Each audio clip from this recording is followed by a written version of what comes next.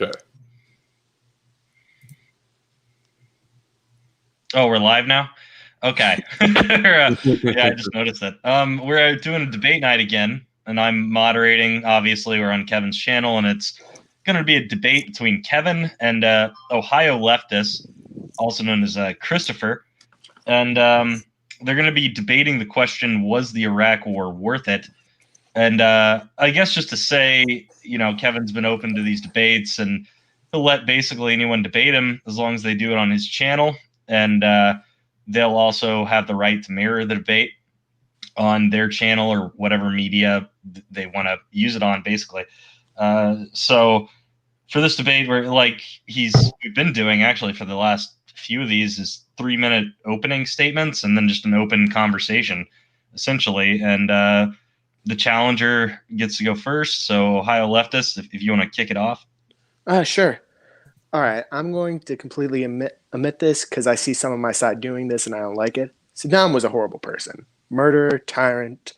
I'm just going to get this out of the way because I've seen you react to some of the idiots on my side. But I still believe taking him out made the region worse. I still think we were lied into the war, and I don't think that's a good I don't think that's good in any sense of the word. The American government trying to prod the public into a war through propaganda. I feel like the region was made worse, and taking out Saddam led to the rise of ISIS. I feel like basically everything you heard before. It led to the rise of ISIS. It made Iran more powerful. It made the region more unstable. I feel like there's more chaos in the Middle East now ever since we got rid of Saddam. And it's just I feel like if they just went saying Saddam's this bad person, he's gassed the Kurds, he's done all these horrible things, and just said it like that, I feel like I still feel like I would have protested or been against going against it, or I feel like I still would have opposed the Iraq war, but I wouldn't be as opposed to it as I am right now. Because I do feel like we were lied into it. And I feel like that's everything I wanted to say about it, or opening statement wise. Oh, okay. Okay, that's short. Yeah. Okay. So now I'll give my opening statement. So the aims of the 2003 invasion of Iraq, as stated by the Bush administration and Tony Blair government in the United Kingdom, were to essentially remove Iraq's capacity for weapons of mass destruction, to essentially take out a menace in the region that was supporting terrorism and basically bullying its neighbors, and 3, to free the Iraqi people of the Ba'athist tyranny. And all 3 of those objectives, the coalition forces were successful in their endeavor. The actual main first stage of combat that the Iraq war comprised of only lasted for about a month and was successful in essentially accomplishing the defeat of the Iraqi military under the Ba'athist system. Saddam Hussein was later found, and he was tried, and he was hung and faced justice for all of the crimes that he had perpetrated against the Iraqi people. The Iraq war, therefore, in hindsight, as we're here basically 18 years later, we can look back on it and say, given everything that transpired in the wake of it, would it have been better to leave the status quo under the Ba'athist system, or would it have been better to do what was done? And to me, the obvious answer is that the region is more stable, Iraq is more free and prosperous, and that Iraq is no longer arming weapons of mass destruction to threaten its people and its neighbors, and that the Iraqi people were given a good chance at democracy. And the Iraqi system as exists today is one in which, despite not being perfect, there's no gassing Kurds, there's no random arrests in the middle of the night, there's no executing half the parliament in political purges.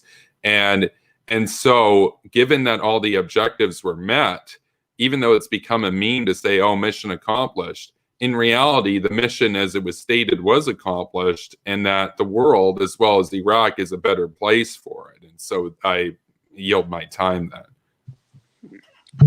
All right, two pretty short statements. I guess if you want to go ahead and get into the free open conversation portion, and you can start off, Ohio Leftist. I wrote down some like good topics I think we could talk about. Did the Bush administration lie us into war? Or wait, let me just find them real quick. Did the Iraq war make us in the region more safe? And did the was the cost of the Iraq war worth it from a physical, society, and global influence way?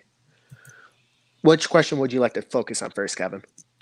Well, we can get into all of them. I mean, like I said, we got over an hour in terms of actually getting to the substance. You know, you're the one challenging. I'll say, you know, why don't you start? You just go in order. Start with the did the Bush administration lie us into the war? Okay.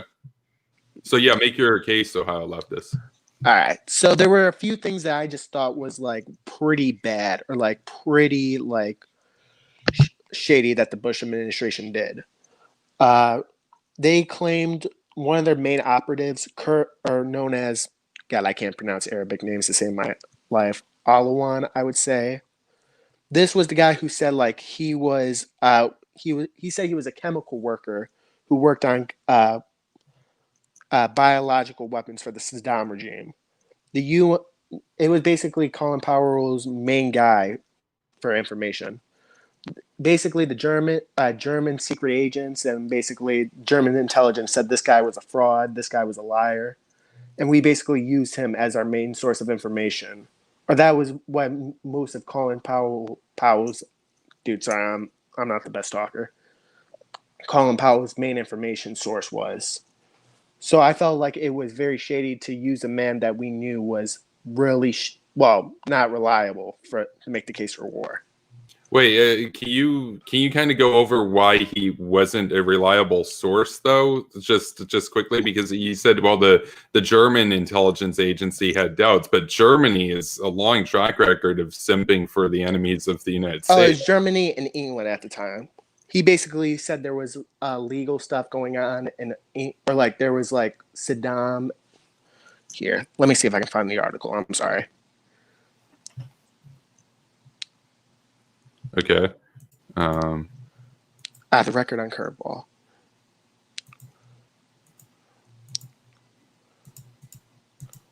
Oh yeah, there was also sources in the CIA who also said he was unreliable.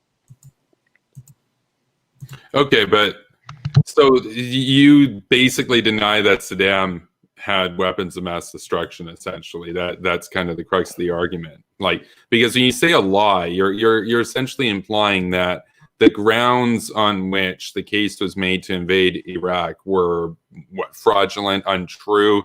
One of the major claims, I would also say the information was overhyped. Sorry. Okay, well, actually, I don't disagree on the overhyping per se of the threat that Iraq posed in 2003, mind you. We can get into that. I think that there's a difference between overhyping and lying. I think that the extent of Saddam's WMD arsenal as it existed in the run-up to the invasion was nothing like it was obviously during the Iran-Iraq war, nothing like during the Anfal campaign. However, they literally found chemical weapons. They found the precursors to rebuild that capacity. He had tried to get nukes.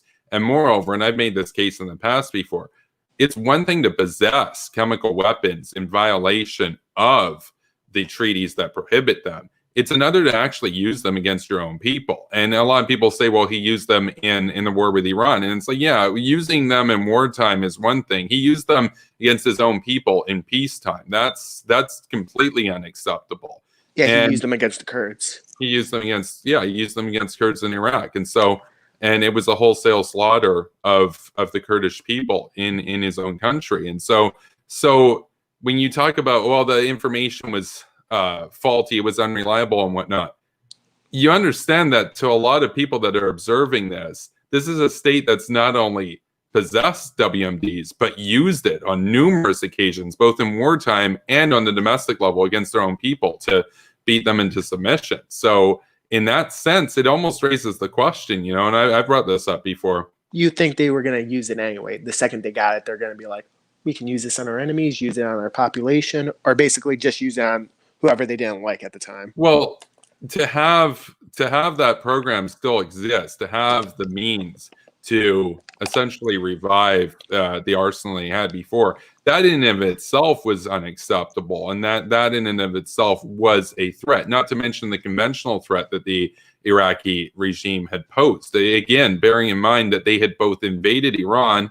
and you could debate about the extent to which that was justified or not. And additionally, they invaded Kuwait, which I believe was totally unacceptable behavior. They had fired Scuds at Israel, for example. So, and Israel's the top U.S. ally in the region, the top Western ally in the region. And so, given all of this, to basically have a case be made that this regime posed a menace to the region, I don't see that as a lie. Now, in terms of their actual weapons of mass destruction capacity, it is something that in 2003 was not what it had been prior, and to that extent that for example, Colin Powell had utilized it, making his case to the United Nations, for example. One could argue, and I've said, yeah, I think that you could fairly characterize it as an overhyping. However, and I've stated this in the past, that sometimes you do have to overhype something to get people to realize that a threat really exists, to take something seriously. You have to sell things to people. It's kind of like in any advertising or marketing. If a marketing company comes out there and says, you don't need this car, but like it's kind of cool and you might want it.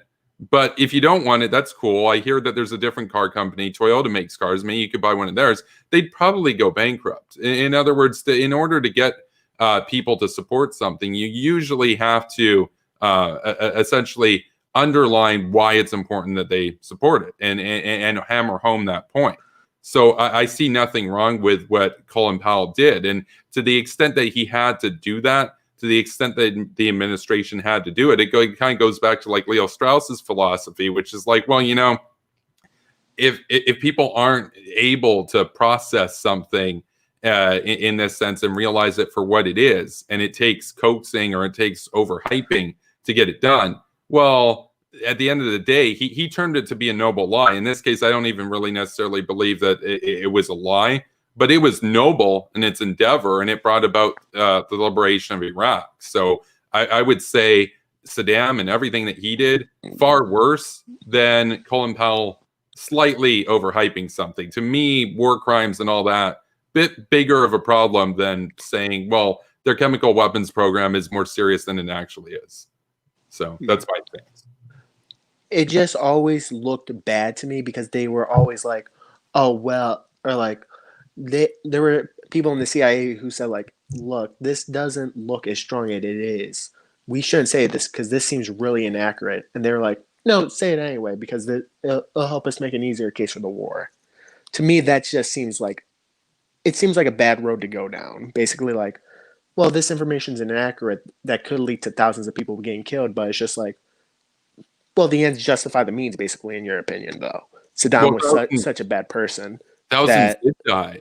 When he invaded Kuwait, for example, literally thousands of people died. No, I'm talking about in the Iraq war context. No, I get that. I'm just saying if you kept him in power, he would have invaded somebody else. He might have invaded Saudi Arabia or something, and then you'd have thousands more people dying. So like war was going to happen as long as Saddam was in power. There was going to be another war, another domestic purge, etc. People were going to die no matter what. The question is just, do you take him out or not? Because people are going to die. It's kind of like Iran.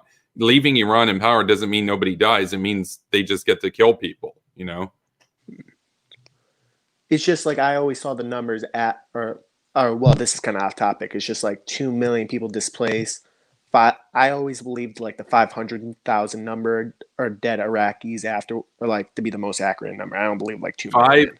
500,000. The best reporting that I've seen puts the deaths as a result of coalition forces in the Iraq war at closer to 20,000.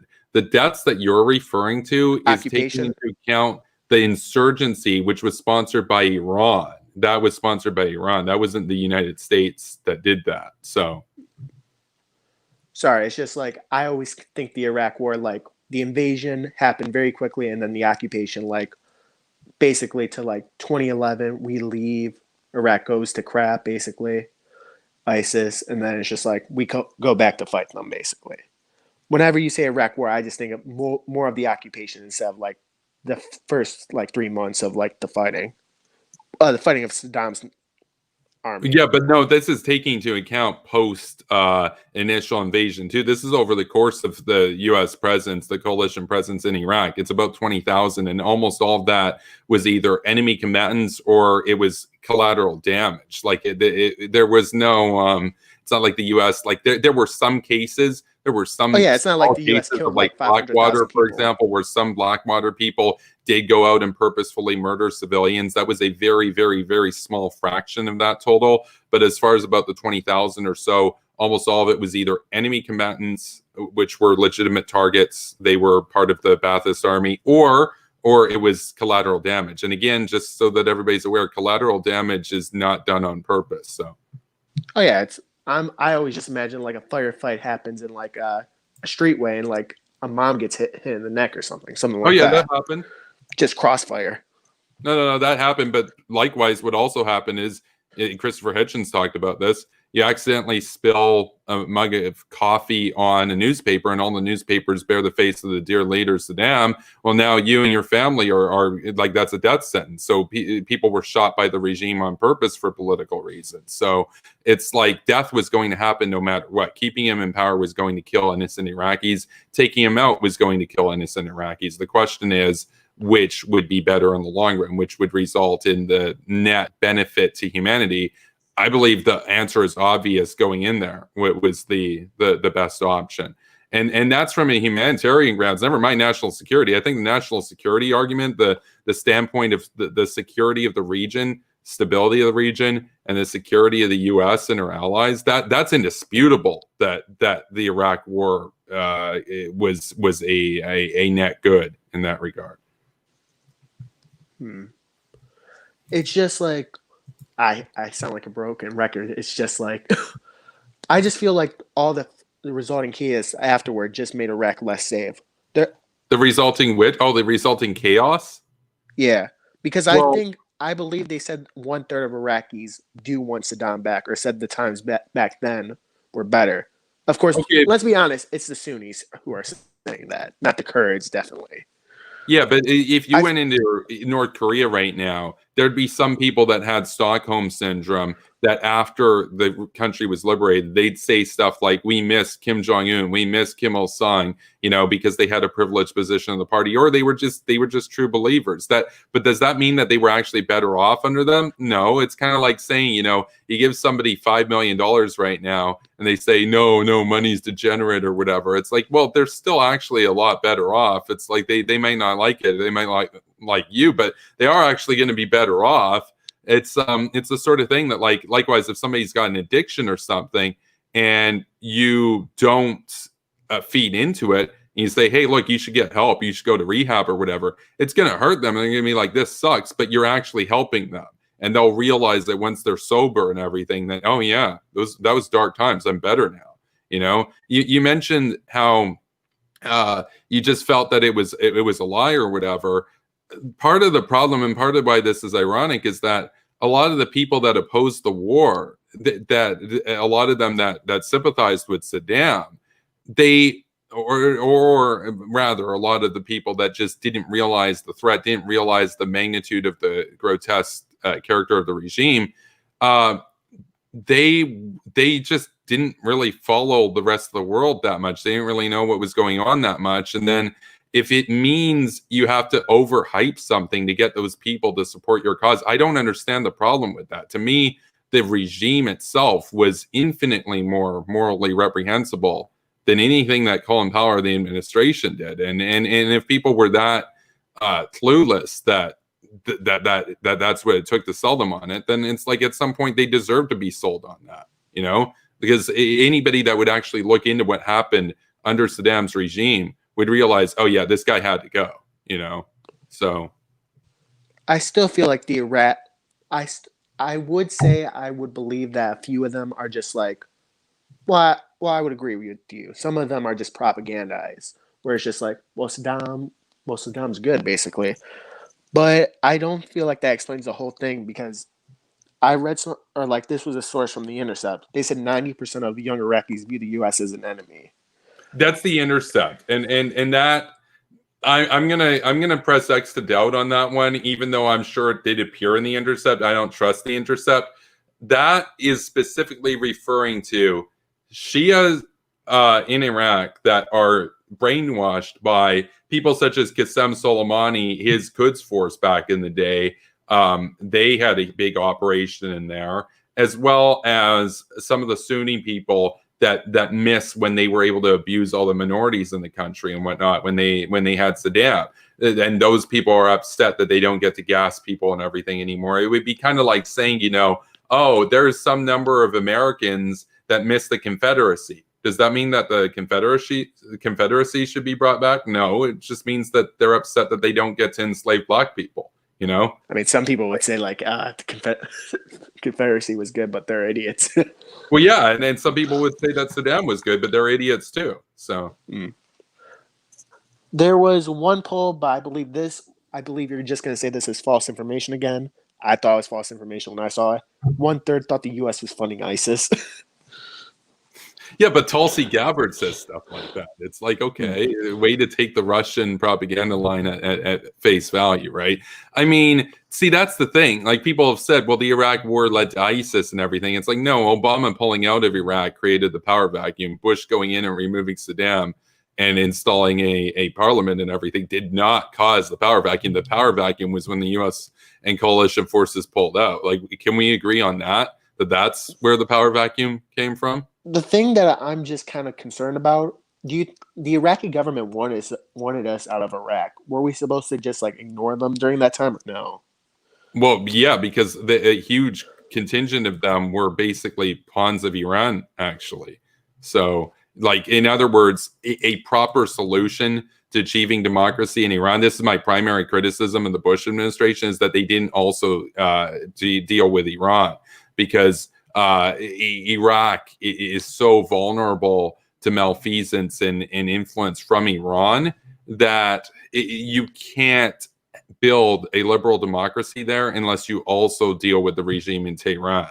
That's my main criticism of Bush, is that he didn't go into Iran as well. So, well, I feel like it would have just been a bloodbath and like trillions of dollars wasted, or like many more American deaths if we went into Iran. You don't have to actually do the full occupation. You just need to cut off their oil supply, which is mostly in the Southwest. And in fact, in that, there's a chance that it would have been a similar sort of endeavor to the Iraq war, because you're not dealing with trying to take the whole country or anything.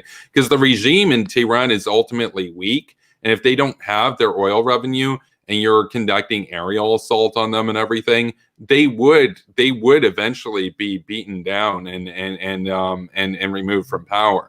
Iraq was different. Iraq required like a full-scale invasion and everything. Iran, I don't, like, a lot of people say, well, it would be a lot worse than Iraq and everything. It's like, yeah, that's if you do the full-scale occupation of the whole country. I don't think you'd have to do that. I think to get the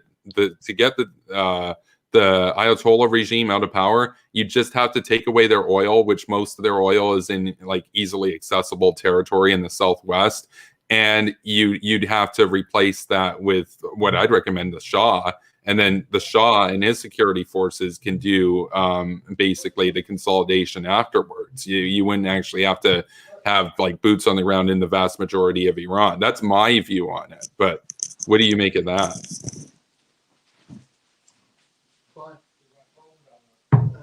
No, I don't see it. Sounds like you might be getting interrupted a little bit. But Yeah. just, I guess to clarify, Kevin, something you were saying earlier. Sorry, my dad's talking to me. Okay. Just to clarify, we know we're talking about the because it sounds like we're getting into Iran. That might be off topic. To clarify about the Iraq casualty numbers, he was saying around 500,000, which the biggest numbers I've seen on that were like 600,000, which is largely not believed by anyone. But the more standard one I've seen is around 200,000. You were saying 20,000, so I'm not sure if you misspoke on that. You got it off by like an order of magnitude, or do you think it was 20,000 Iraqi casualties? Or 20,000 is the number attributable to coalition forces. The total number is higher than that, and that's when you include deaths from the insurgents, the insurgency that took place. But that was Iranian sponsored. I don't count that in the same sense as like U.S. or British. Okay. Collateral damage. Okay. I just wanted to make sure because like the standard number I've seen is around 200,000. So right. Oh yeah, that's true. But like when you got to keep in mind that number is taking into account when insurgents would blow up marketplaces and stuff. Those insurgents were directly financed and supported by Iran. No part of that death toll was attributable to Britain or the United States or Georgia. Yeah, I wasn't trying to get it. I just wanted to make sure you didn't mean 200,000. You were saying 20,000. I was just clarifying that. Yeah, it was actually around 20,000 as a result specifically of U.S. forces, British forces, and the coalition forces there. The vast majority of the people that died post 2003 as a result of the war was due to the insurgency and terrorism that was mostly supported by Iran. That's my stance on that. So. And when you say 20,000, you mean like the first 3 months when we were mainly fighting Saddam? No, right? No. I mean the total. I mean the total of the time. Like because most of the deaths that happened in Iraq after 2003, most of them, like the actual deaths that get counted in the war, were from insurgents. Like sometimes they just kill. Well, that's what I meant. Like the first 20,000. That's not U.S. forces. That's not British forces. Like they weren't. The insurgents were on the side of Iran. They weren't on the coalition side, right? So. Well, not all the insurgents were from Iran. Probably they were Shia. I mean, there was. Yeah, but they were financed by Iran. Were they funding Al Qaeda there too, or no? Iran. Iran. Well, Iran has worked with Al Qaeda in the past. Al Qaeda was a very minor force there. At the end of the day, Saddam had ties with Al Qaeda, and he had ties as well with some of the precursors to ISIS, like Zarqawi and some of those guys too. Oh yeah, but a lot of ISIS is former Saddam guys. That's something I read a lot. And that's another thing is people say, and even Trump has parroted this line that, well, Saddam killed terrorists. It's like he killed some terrorists. He also worked with other terrorists. It's like let's not paint him as a hero or something. Oh like, yeah, that was bad. Yeah, I mean, he killed terrorists and a lot of innocent people, and worked with a lot of terrorists too. Well, that's one of the things that I wanted to ask you, though, Ohio leftist, because you said right in your opening statements, like you don't want to be confused for a tanky or anything. Like you admit straight up, like the Ba'athist system under Saddam was horrible. The question that I usually have to people that have the honesty to admit it, because it would actually be easier, in my view, to oppose the Iraq War if you straight up said, I support Saddam. I'm a Ba'athist. I think that Saddam was a glorious leader. I would get why you would oppose the Iraq War, but to you who acknowledges the atrocities of what happened under him, I guess my question would be, so you acknowledge that he was horrible, but essentially you're saying let's not do anything about it. In some sense, to me, that almost looks worse because you acknowledge what he did. A lot of the tankies, they'll either deny it or they'll say it was good or whatever, whereas you're saying it was bad and you're acknowledging it happened, but you're saying let's not do anything about it. I don't understand that personally. Well, I said this at the beginning. If they sold the war like, hey, he's gassing the Kurds, the UN and like the US should do something to stop it, I would be okay with that. I would fully be okay with if something like that happened. I just didn't like it because it seemed like they were trying to sell the war on false pretenses. Like we disagree on that. You say they just kind of overhyped it and it was justified in the end. But if they just explained the war like, hey, Saddam's a bad guy, he's gassed millions of people. Like if they said like, hey, Saddam's gassing the Kurds in the 90s, or like what year did that specifically happen? When that was all the villages? 1990. So basically that only was before Quaid, I think.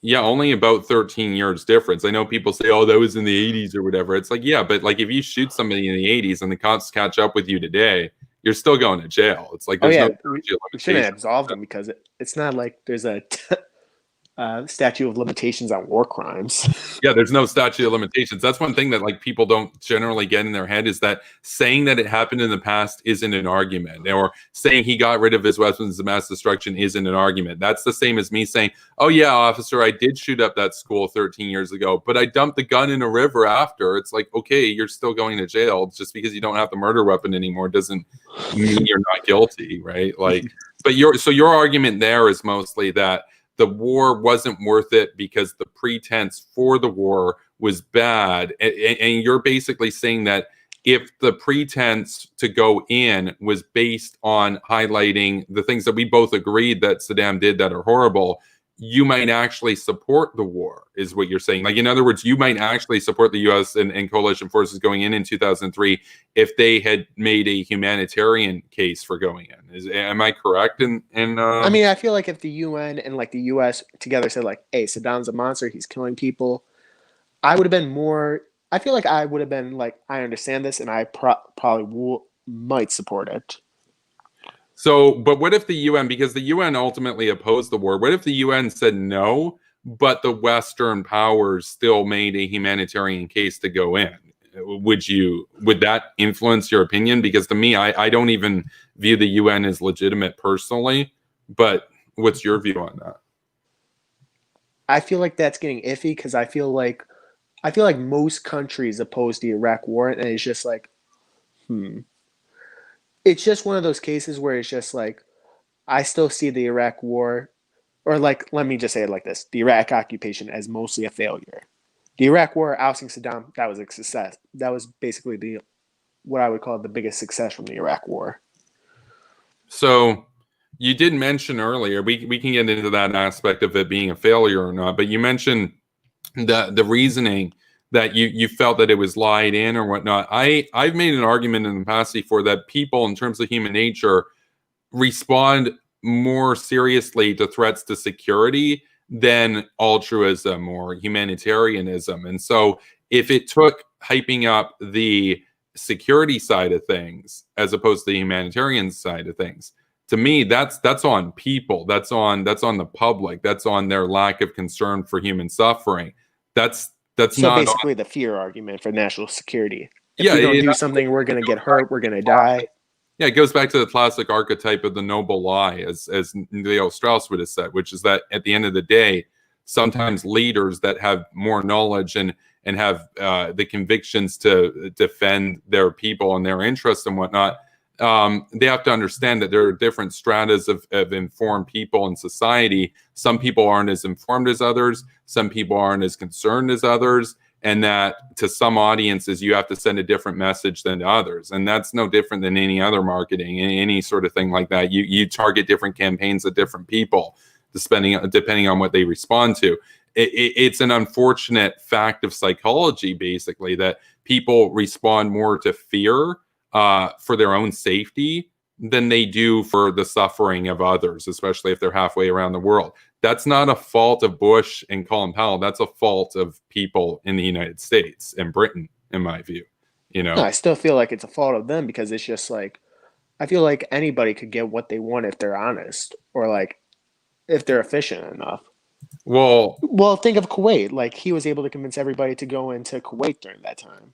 But Kuwait was a simple repelling of the forces that had invaded. It wasn't actually a war of liberation. It was simply George H.W. Bush saying, we don't want to make the Russians upset, so we're not going to invade them. We're just going to repel them from occupying Kuwait. It's a lot easier to make that case when they're illegally occupying territory than it is when they're not illegally occupying territory at the moment anymore, but they're an absolute menace in the security grounds and the humanitarian grounds. It's a lot harder to make that argument, because people can say, well, he's not invading anybody. It's just his business, man. Whereas in Kuwait, you couldn't really say that. He was literally invading a sovereign country, right? So even the people who but it's his sovereignty, they can't even make that argument, because what about Kuwait's sovereignty, right? But again, I do want to get back to that point about, the psychology of it all. So you feel that, because you said if they were honest or whatever, and I still believe that technically speaking they were honest. But that's always something bad. Like, well, technically you guys are honest. But- I just but get to like. But I'll say this, even if they had just straight up lied and Saddam didn't even have the precursors for WMDs, if it takes people, if the only way to get people to care to support the liberation of 20 million people from an absolute menace, a man that took the lessons of Stalin and Hitler and made a regime that both of those guys would salivate over how totalitarian it was and say, oh, I didn't even think of that. That's genius, man. In terms of the way that he purged the parliament, etc., having half of the parliament that survived shoot the other half so that now they're complicit in the crime with the regime. And he's got loyal sycophants for life that owe him their lives and their families' lives. That if it takes telling people he's got weapons of mass destruction to get people to care to actually remove him from power, then that's what it takes. Like, in other words, lying about that is less bad than that regime's existence. That regime's existence is worse than lying and saying that they have WMDs when they don't, especially considering the fact that he actually used WMD. So even if he didn't technically have the murder weapon anymore, that's like saying he dumped it in the river a few years ago, bro. It's like he used it. He literally used it. I don't understand. Again, I don't really understand the argument, because it's like, well, he didn't technically have it in 2003. Yeah, but he had the precursors. They found the precursors for it. He could have easily rearmed that at any point. And I ultimately feel there that, again, we're kind of having an argument where you're almost saying to me that going to the UN or making a speech and overhyping the extent of a regime's threat is literally worse than being the Hitler of our time. And I don't buy that. I think lying is less of a moral evil than what Saddam did for 35 years. Well, I'm just saying, like, if they just said, like, hey, he's basically Hitler, and, like, this is the reason we're going to take him out, I would have just been like, okay, that's good. They lied about, like, Saddam before, too, in, like, the 1990s, like, ripping babies out of incubators. Do you remember this at all, or no? Look, that is something that I'll admit I need to do more research on in terms of validating whether or not that's true. However, that is not uncharacteristic of the regime. In other words, you wouldn't need to even necessarily make up stuff about that regime to underline how horrible it is. However, I have no problem with using examples such as that to pull at people's heartstrings to get them to support action against it. Because the problem here isn't that Bush and Colin Powell had to make their case the way that they did. The problem was that the people in the United States and the people in Britain too, because Tony Blair had to make the same arguments over there, were so reluctant to do anything about threats and menaces throughout the world that if you're that disconcerted with your fellow man that just happens to be born in a different country, then you deserve to be lied to. That's my stance on it. All right. But again, it wasn't a lie. He literally had the precursors for WMDs. So you're basically saying, wait, can I ask this question? Because this might be a misconception I have. I didn't know, like, gas was a WMD. What kind of gas do you use? Because whenever I think WMD, my first thought's always anthrax. To my knowledge, chlorine gas, sarin gas, mustard gas, nerve agents. He had an extensive program. He also had a biological weapons program too. And he actually, as a matter of fact, had a nuclear weapons program. A lot of people that have argued with me have actually said he didn't have nukes. He didn't have WMDs, as if nukes are the only kind of WMD. Yeah, that's sorry. It's just like they're different categories in my head. Like nukes are like the huge evil. Anthrax was like WMD, or that's what my mind always goes to. Chemical weapons are always just like, well, they're chemical. They're not biological or like WMD. I didn't know. Like to clarify that, yeah, WMD is chemical, biological, and nuclear. It's all three of those. All right, it's just always kind of struck me as weird that they never said that about like Assad, basically. Like, oh, he's using biological weapons against his civilians in Syria. Well, it's just weird that I never see the media say those words exactly. Yeah, well, that was chemical, but yeah, they do use all of them. And just to get into this, we're coming up on 40 minutes, and I know that you had 3 questions, I think, for Kevin, and I think that you've gone over the did the Bush administration lie thing. What was your second one? I think was it fiscally Here, let me find it. Oh yeah, the fiscal argument. Yeah, he had 3 arguments he wanted to get to. Yeah, no, I remember. Sure. You said you had the argument about, you know, the justification and if it was a lie. You mentioned the fiscal aspect of it, and then was the last one, I forget, was it like the death toll? Was that it, or what was it? Oh yeah, what it was basically, was the cost of the Iraq War worth it from a physical, society, and global influence way? That might be the best one to go, because the fiscal one, I don't know how much of an argument you're going to get into on that. Like that last one seems kind of more interesting, honestly, because it kind of gets to the core of the big debate question: was it worth it? So if you guys wanted to get into that, like where we stand today, like, you know, kind of, is Iraq better off now? I guess would be a way to ask that question. Is it better off now because of the U.S. intervention? Maybe to be more specific. I would say the people have benefited. 2/3 of the people have benefited. The Kurds definitely, because if anybody says like the Kurds miss Saddam, that person is an idiot. I feel like nobody can say like the Kurds didn't benefit from the Iraq War, because they have more autonomy now in that region. I feel like the Shia definitely benefited because they were a huge target of like basically Saddam's persecution. I feel like a lot of Sunnis have not benefited a lot because here I was looking at a lot of polling on this recently. Here in 2000, in 2009, basically, 97% of Shias and Sunnis were asked if they felt safer in their neighborhoods. Only 10% of Sunnis felt they were safe. Basically, like, it was that I'm gonna be honest, that doesn't really correlate to my argument.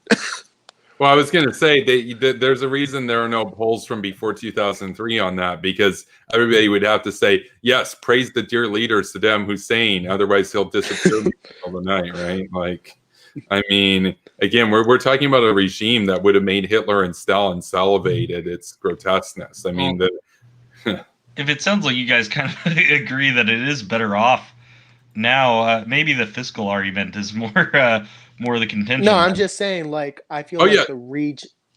No, I was going to say, the fiscal argument, the cost, that's actually probably the best argument that the anti-war people have on their side, is just the expenditure angle of it. Because I think the humanitarian argument is really weak. I think the security threat angle is really weak, considering the fact that he gassed his own people and invaded country after country and attacked Israel.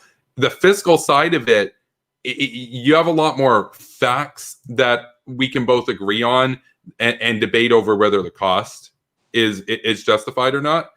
The best arguments against it that I've basically seen are either from my side of it, saying should have done something about Iran too, or they're the ones that focus on the fiscal angle. So if you want to make your case on the fiscal side of it, it's probably the best arguments against it, in my view. But well, I was just gonna say, back to like how it affected the region. I feel like most Sunnis would say like the region, or like Saddam was better for them, and of course it's just like Saddam.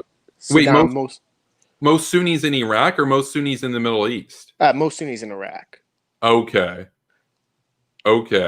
But you and I would both acknowledge, though, that he still sent a hell of a lot of Sunnis to die, right? Kuwait or in Iraq, or in Iran, my bad. In Iran, and not to mention in the persecutions that happened in the country, he didn't just kill Kurds and Shiites, right? Like, I mean, if you were Sunni, I would say like the worst part about like the new government was like the Iran, or not Iran, but you would say like the Iran controlled the new Iraq government.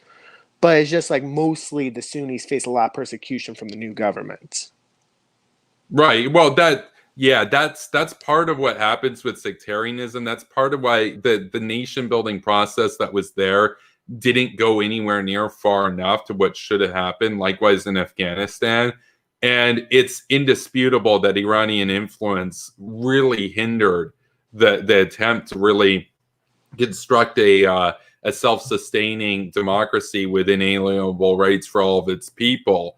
However, I would still argue the parliament's system as it exists is still far better than the previous status quo, and that the change that was brought there was still a vastly net positive change. But I mean, there were definitely Sunnis in Iraq that did benefit under the regime for sure.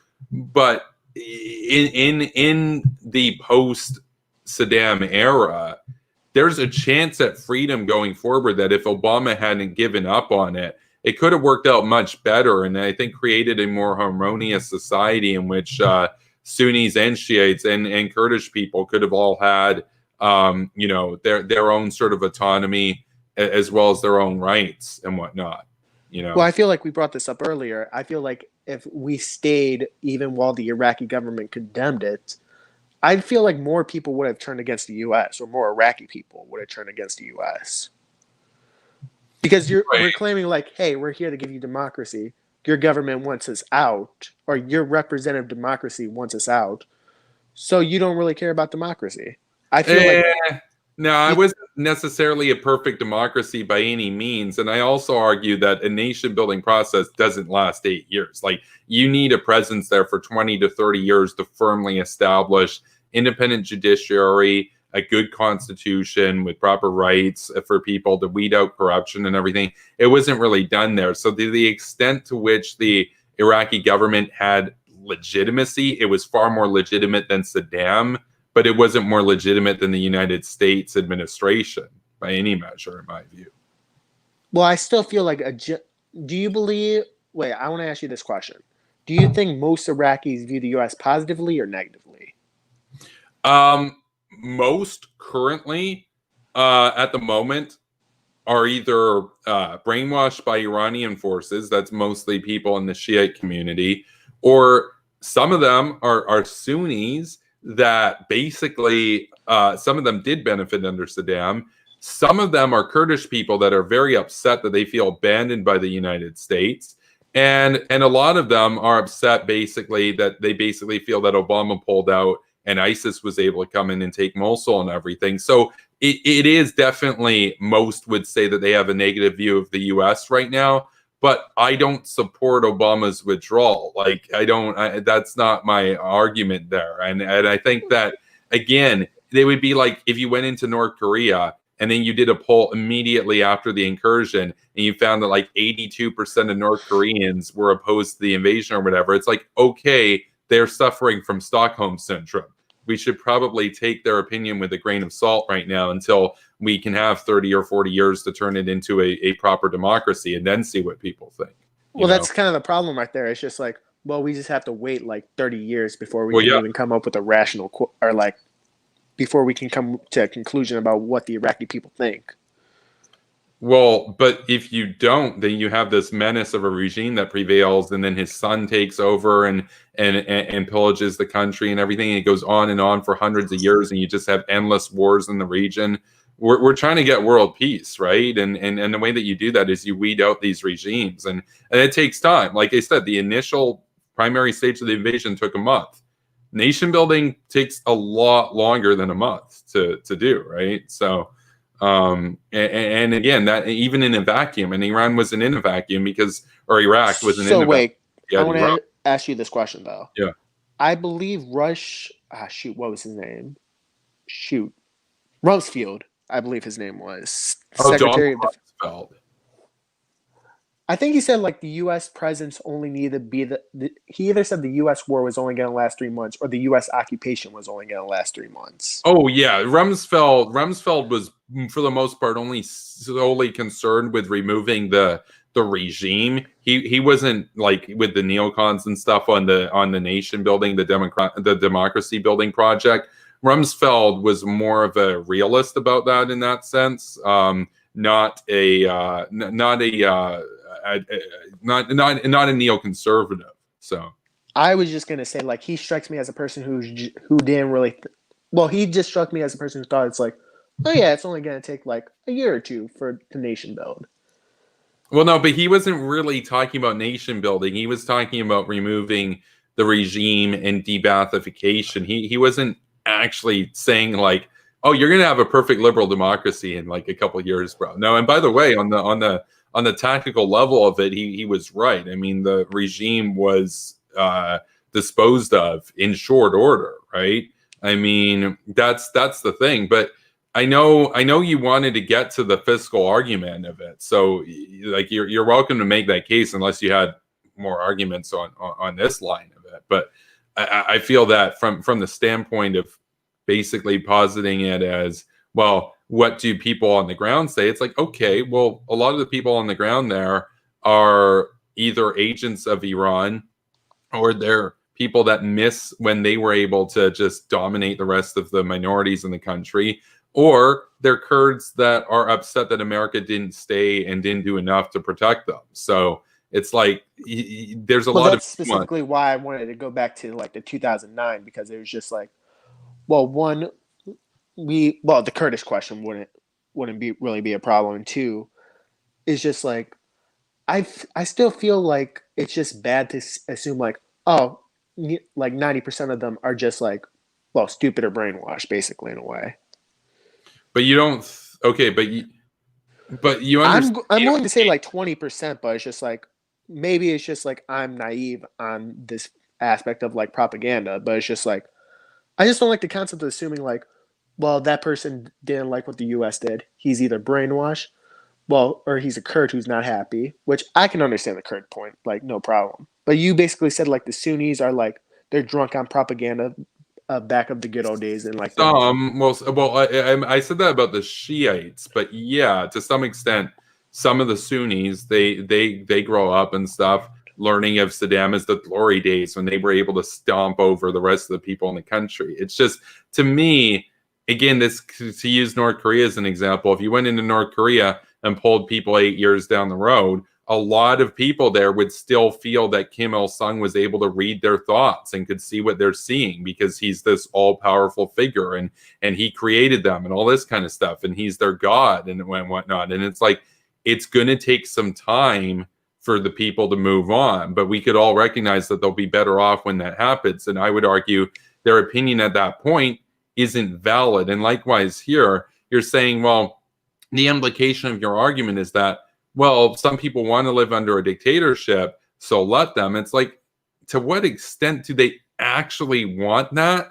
Or to what extent was just that upbringing? Because I think we could both recognize that people are objectively better off in the Western system. And so even if somebody in their personal view currently rejects that, they're acting against their own interest in that sense. And you call yourself a leftist, right? I mean, I see leftists actually making that argument all the time, that people have false consciousness or that they're acting against their own interests and stuff on an economic level.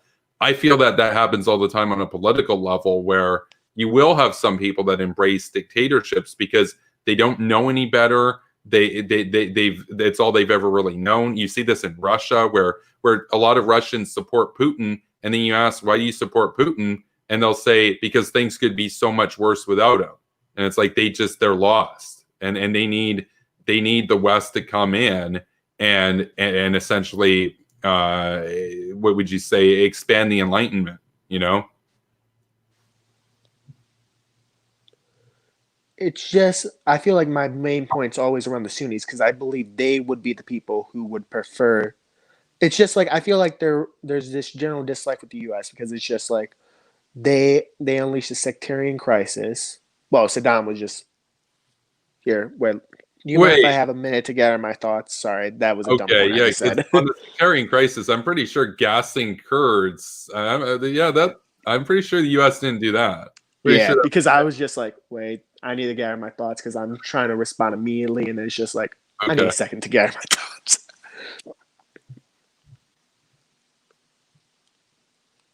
Okay.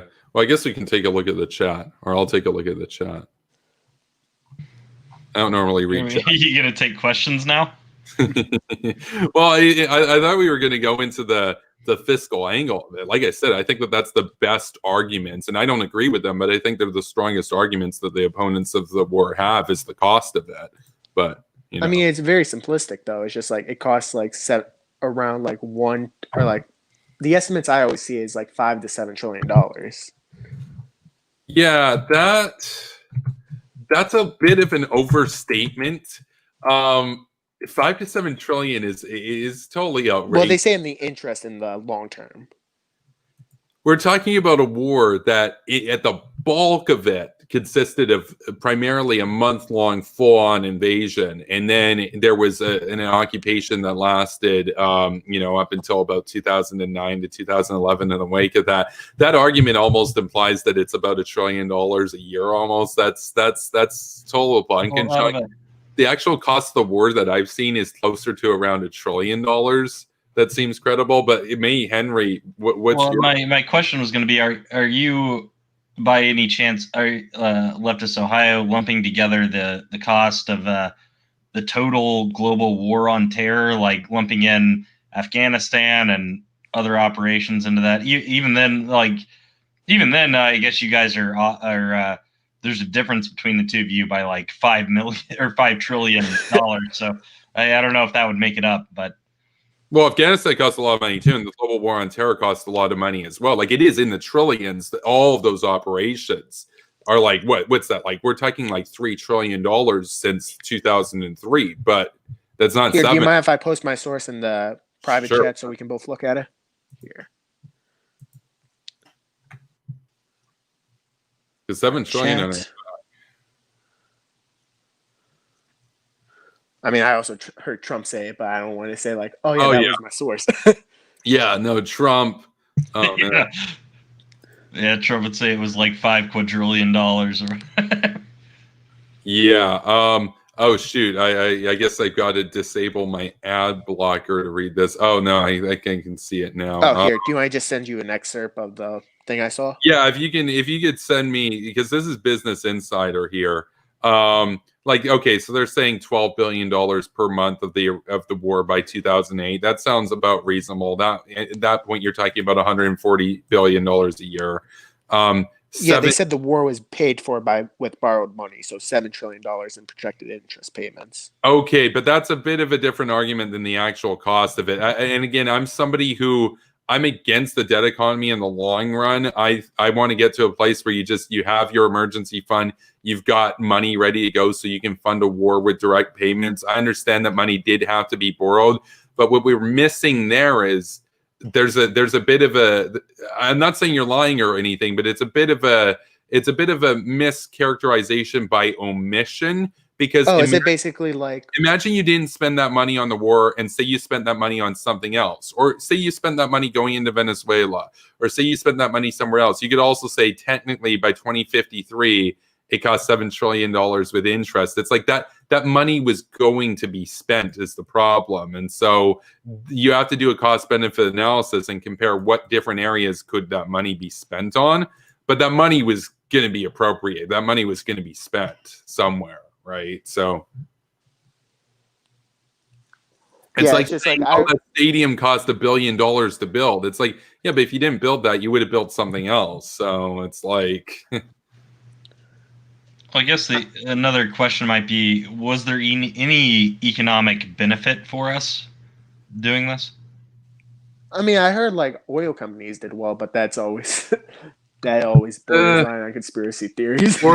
Wars for oil is a weak argument. There's actually a better argument you could make that it was a war for olive oil than for actual oil, because Saddam was willing to literally just sell oil on the cheap to America to keep them from invading. And Bush was like, "This isn't about money, dude. You're done, son." And I always believe spent money. That war cost money. That war didn't make money. That war spent money. Right? Like, I mean, this argument, they did it for money, they did it for oil. It's like, if America just wanted oil, America would have kept Saddam in charge and say, "Give us your oil or we'll bomb you." And Saddam would have done it, right? I mean, I always just kind of believe it's just like we just wanted to create a new ally in the Middle East, basically. Well, what's wrong with that? Like, what's wrong with that? To be honest, nothing's wrong with that unless it's just like, hey, we don't like this guy, let's kill him and build like somebody we like better than, or have somebody more. You know what I'm trying to say. That sounds great. That's like what I want to do in Iran with the Shah. Like, I'm not saying the Shah is perfect. He'd be an improvement over the Ayatollah. Likewise with Iraq. That argument sounds like that basically sounds like let's go in there and instead of them being an enemy, make that country on our side. Like that sounds great. Then that's one less enemy in the world. Like, so your argument about the cost, again, $7 trillion, I just want to be clear on the record here. That's not the direct cost of it. That's the cost if you include the interest and all this kind of stuff. And it's like, again, that misses the point that money would have been appropriated for some other project that would have cost money. The actual cost that we're looking at here is, I mean, we're talking about like 1.7 trillion from that article. About $1 trillion at the most over basically a decade, like $1 trillion. So that's a far cry, right? So I guess the question. Well, I'll let the moderator. Oh, yeah, Henry. I was gonna say we just hit the hour mark. I don't know if you guys have anything. It sounds like you're exhausting a lot of the disagreements here. I don't know if there's anything left really to go over. I had an argument. Oh, yeah, go ahead. Well, no, the last argument I was going to make about the security angle is people make this argument all the time that say, well, yeah, but that's money that could have gone to other stuff. Like it could have gone to infrastructure, or it could have gone to healthcare, or it could have gone to this, it could have gone to that. But instead you're spending it on defense, or you're spending it on the military. And my question that I always pose to individuals is like, countries have a lot of similar budgets to individuals. Like individual people spend money on security too. And you might not even really think about it, but if you buy a house, part of the cost that you're spending on the house is going to go into a thing like a safe. You're going to have a lock. You're not just going to have like a door that just swings open. Security door, basically. Yeah, you're going to have a door with a deadbolt on it. You're going to have this kind of stuff. Now, I'm not saying that individual people spend like billions of dollars on security and stuff, but like, let's say you're somebody who's like a mid-level celebrity. You might spend money on having a couple bodyguards around if you go and like gives like small concerts, or if you're a bigger celebrity or something like Taylor Swift, you might make $100 million a year, but you're also spending like a couple $1 million a year just on security. And you might say, why would you spend that money on defense? Why would you spend that on security? It's like, well, security is important. All humans do it. And even thieves steal locks. Even thieves steal padlocks and stuff to keep their stuff out from other thieves. So even they get that. Everybody from criminals to the most law-abiding people spend money and resources on security to secure their interests, essentially. Countries are no different than that. It's kind of a cost. And obviously, if you're a superpower, you've got the world as your concern. Your costs are going to be higher than, say, if you're Luxembourg or something, when you don't have that responsibility. To me, for a country of $20 trillion a year, to say, well, you spend about $100 billion a year, or about 1/1000th of your economy each year on securing your interests in the Middle East, or at least in Iraq, that's probably a smaller fraction of America's total revenue, total income, than what average middle-class people spend on things like alarms and safes and deadbolts. And maybe you've got a security subscription service. So if somebody breaks in your house. Well, isn't like 50% of our discretionary spending on the military? But that's not directly into combat operations. Most of that again, that's discretionary spending, which isn't the total of government. That's discretionary spending, and most of that goes to specifically pay the wages of troops, to procure equipment, and to maintain bases. It's not actually like, I mean, my friend Reese Spooky Nukies, formerly Nightmare Fuel, he did a video on this where he found something like only 3% of U.S. actual military expenditure went to direct combat operations. I think it was in the year 2019. So almost all of that money is actually just going into maintenance and paying wages and buying equipment. It's not actually into war. I heard this. I don't know how accurate it. Well, I heard somebody say it, so it must be right. But they said most of the money is just going to basically paying for stuff like, hey, can you build us a few new jets? Hey, can you update this a little bit more? Update these jets. For sure, yeah, because you need to have the best equipment, right? Like that's a necessary cost, in other words. So that's not all going into combat. That's not all that you're spending $700 billion a year to go and like what bomb Iran, bomb Syria or whatever. It's like no, that's a really, really, really, really small fraction of the money. Like when those Tomahawk strikes happened against the Arad air base in Syria. The total cost of that operation altogether was less than $200 million. You might say that's a lot of money, but then you're talking about an economy of over $20 trillion a year. That's nothing. That's less than a penny for an average person with their income, right? Like, to do something that arguably was an immensely valuable show of force to other dictators in the world, not to mess around, right? So again, that's kind of what I'm getting at there, which is that yes, it's expensive, but people spend money on things that are expensive all the time because they consider them useful. Like you might say, dude, you spent $100,000 on a house. That's a lot of money. But then you'd say, yeah, but I kind of needed a house. It's like, oh, you spent $100 billion a year in like 2006 or whatever to secure your interest in Iraq. It's like, yeah, but I feel like if we spend more money on the U.S. at home, it would benefit us more. Or like, I feel like it could boost our economy dramatically. Well, the Iraq war boosted the U.S. economy, though. I mean, because you got to keep in mind, where did that money go? It went defense to contractors, basically. Defense contractors who hire Americans, right? Like, I mean, so it stimulates the economy. But what do those defense contractors do? They eat out at restaurants in the United States, or not to mention the U.S. Troops that were on the ground there. In other words, my friends would basically be saying like, "Oh yeah, they're just lobbying the government for more war." Well, they're doing a really bad job at it if that's the case, because how many wars has the United States actually been involved in since 2003? Not that many. Well, I know Libya. Kremlin Kyle would say, but the U.S. is at war in 7 countries right now. It's like helping the Nigerian government take out ISIS and Boko Haram is not bombing Niger, right? Like, well, I mean, like, I feel like the 3 ways you could say this is one, active combat operations. Which I feel like that would be Iraq, drone strikes, and shoot. I can't even think of the other one. Shoot, there were typically 3. It's just like. Oh, you're talking like cyber warfare stuff?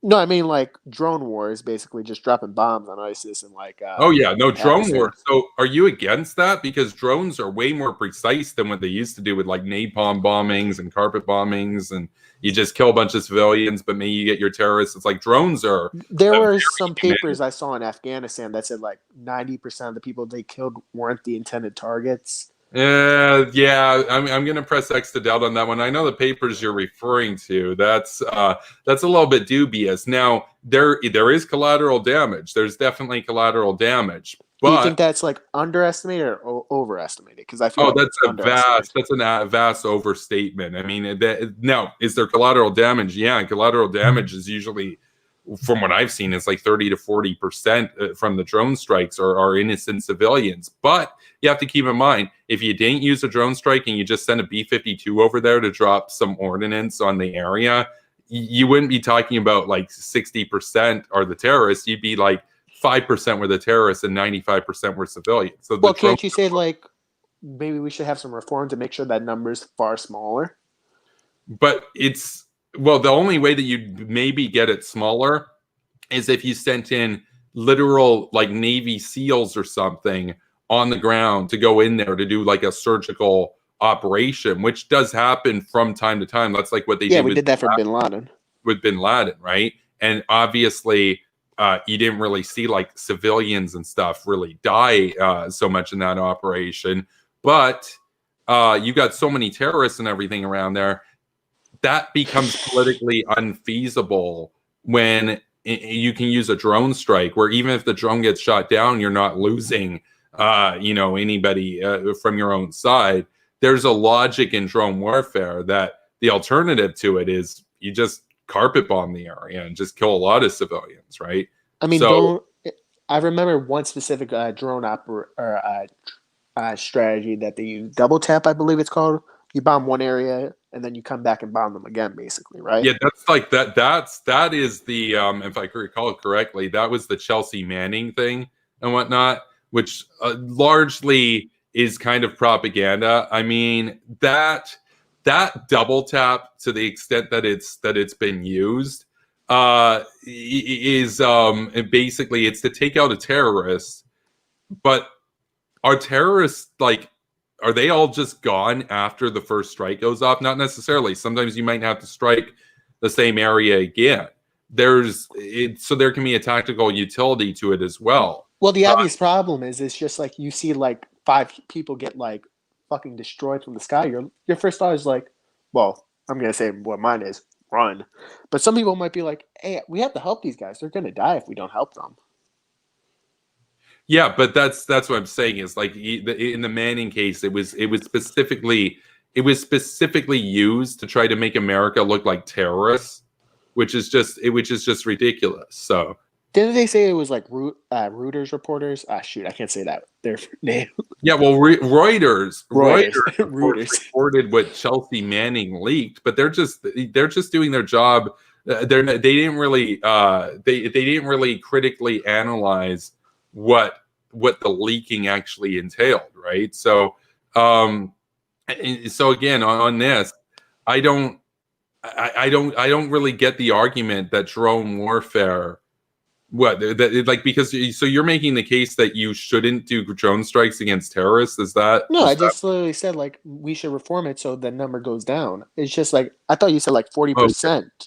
But you know the number, the way that you get that number down, though, is that you give more contracts to these defense contractors so that they can engineer drones to be even more precise. They can engineer their missiles to be even more precise. The answer isn't, oh, we need to cut funding. Cutting funding for engineering isn't going to make these things more accurate. It's going to make them less accurate, right? So sorry, this is like going into Yemen war territory, which wasn't that an argument? It's just like, hey, we need to sell weapons to the Saudis because it's just like we're selling them like the best gear to reduce civilian casualties. Wait, I know Henry's probably going to say we're getting off topic and stuff now, but do you deny that Iran supports the Houthis to cause chaos in Yemen?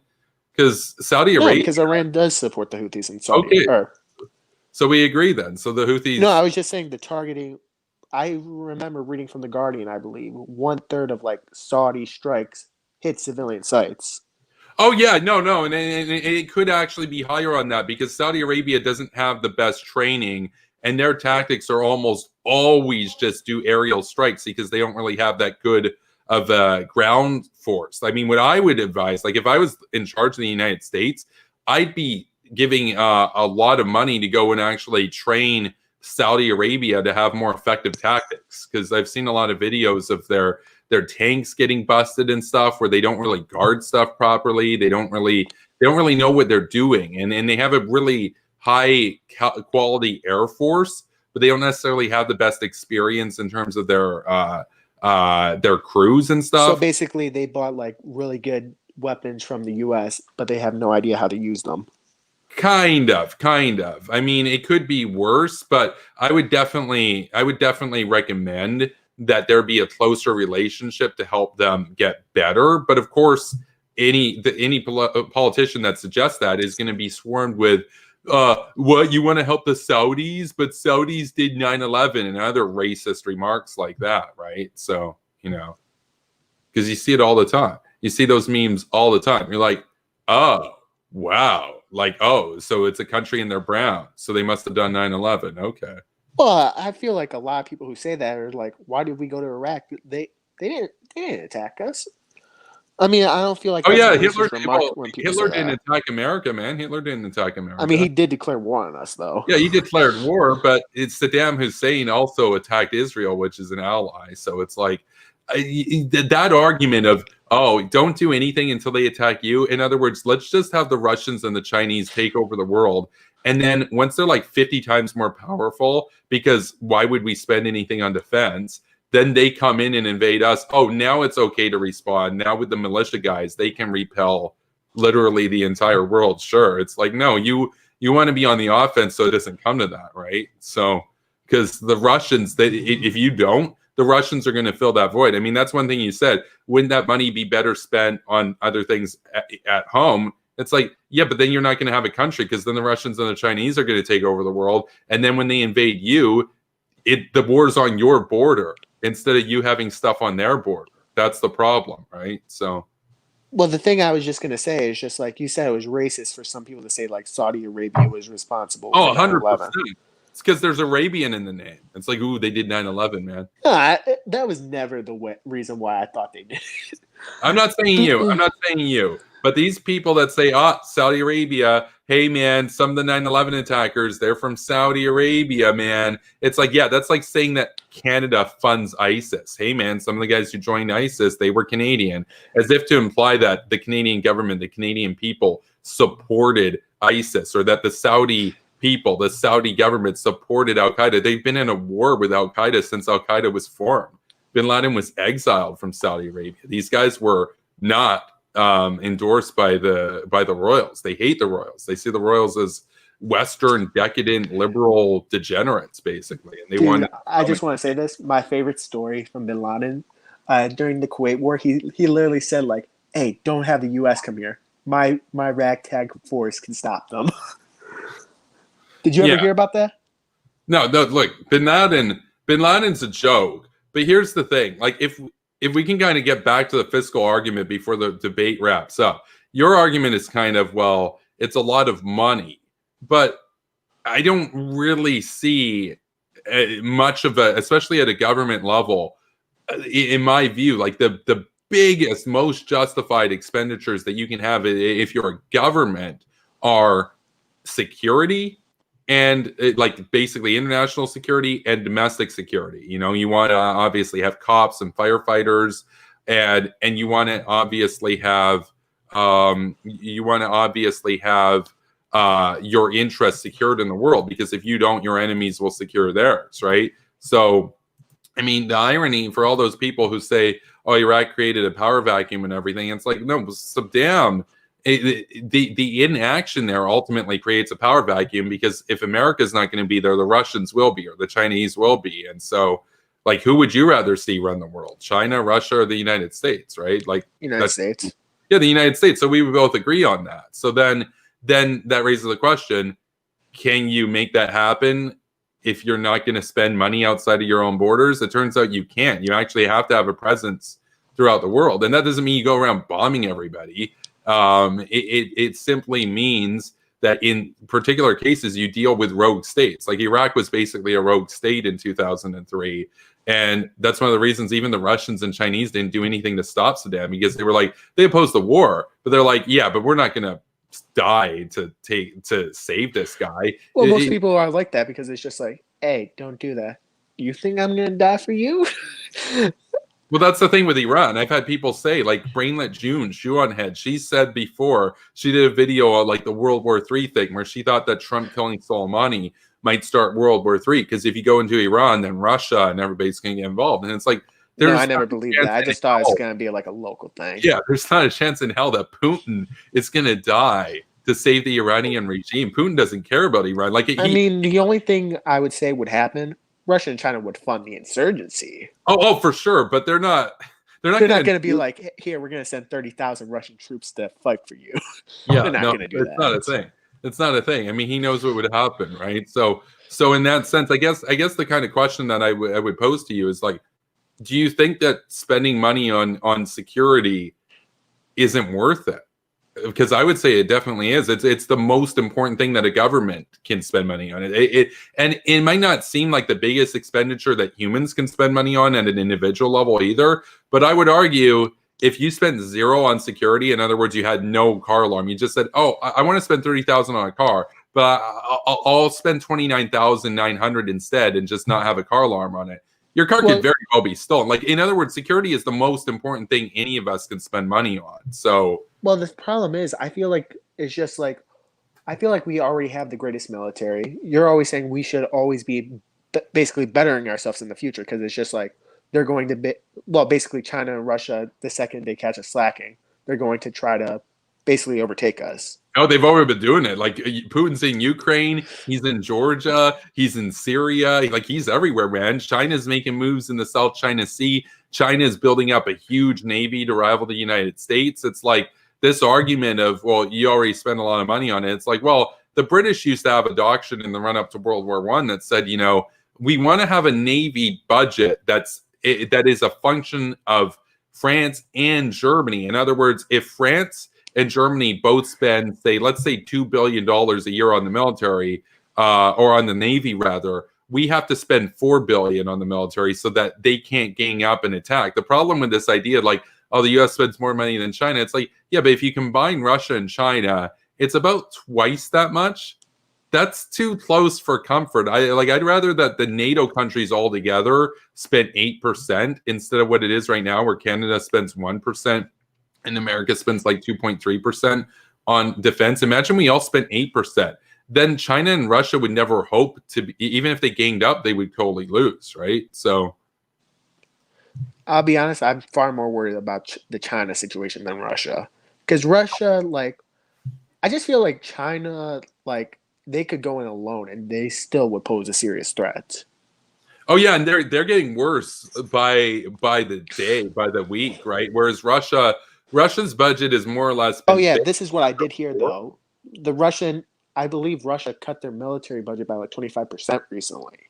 Well, they had to because they're running out of money, but it also means that they're. But that's what I mean. Like, China's more of a concern. They're increasing, Russia's decreasing. But Russia's also way more on the offensive than China is. In other words, Putin's desperate. He knows that his window of opportunity to make moves is running out, which means they're far more dangerous and belligerent than China is. It doesn't mean that China's not a threat. It just means that it just means like China's in a position to like use soft power in a way. Russia's more like, we have to lash out, or like, you know what I'm trying to say. It's just like, well, yeah. The extent of Russia's soft power is going on 4chan and going on Gab and going on like all these sites that like the brainlet brigades go to like jerk off to anime porn and stuff, and basically like spewing their propaganda to them about how like Putin's like the savior from degeneracy and all this kind of stuff. That's the extent of their soft power. China's soft power is way more serious and global. Russia's is kind of a meme at this point, and the only people who fall for the Russian lines these days are like the guys who stormed the Capitol. They're losers. Nobody takes them seriously. China, though, a lot of people, even Hollywood directors have to change scripts now. Oh, dude, like Disney. because Xi Jinping doesn't like the script. That's scary. The Russians don't have that kind of power, right? So yeah, because I always remember like, hey, we can't make these enemies Chinese because China's a big market. 1/7 of the population. Yeah, that's what they would on. And then they made it North Koreans. They made it North Koreans. You see that's where it gets really scary. That's real soft power. America used to have that kind of soft power. It used to be America that was like the top dog when it came to like media influence and everything. And now China's basically exerting control over Hollywood. I feel like problem, right? I feel like the U.S. did lose soft power. Well, for a while we were like, what did they call us? Like the hyperpower or like the sole superpower? Yeah. Like in the wake of the formal Cold War. Like I argued, like China was broke, Soviet Union collapsed. Just like 10 years later, I feel like the Iraq War is just like the perceptions around the world, what they reacted to us, hurt us with soft power in a way. But I will say this about soft power. Soft power doesn't really mean anything if you don't have the will to really secure your interests in the world. In other words, you get out all the soft power in the world, but if you're not willing to actually, when it comes down to it, use your influence to make the world a better place or to forge the world in your influence, your enemies will. Like, you have to have a combination of hard and soft power. And we can imagine what would happen if Saddam, maybe he was dead by now, but his son had taken over. Oh yeah, his son was worse from what I heard. He was worse. No, absolutely. And so let's say that the regime exists today, and instead of the Iraq War and say 200,000 people dying and everything in that, and Iraq becoming a parliamentary democracy and everything for all of its flaws, instead we just left Saddam in power. It's almost certain, in my view, that he would have invaded another country. It's almost certain that he would have killed more than 200,000 people from domestic purges as well as that war. Perhaps. Well, I can't say for like 100% fact like Saddam wouldn't have invaded other countries, but it's just like, I mean, I just kind of had this mindset like, you know what? Saddam got his ass kicked once. He wouldn't want to get his ass kicked again. He got his ass kicked in Iran, he had to go back, and then he went into Kuwait, and then he had to go back. He very well might have tried it, and he almost certainly would have fired more Scuds and stuff at Israel, perhaps even biological. Didn't they say like I'm gonna admit I'm hazy on this information. I thought I read somewhere that like Saddam thought like Bush gave him like the okay, or like I thought I read somewhere that they basically said like Bush was like Saddam misunderstood a communications from Bush.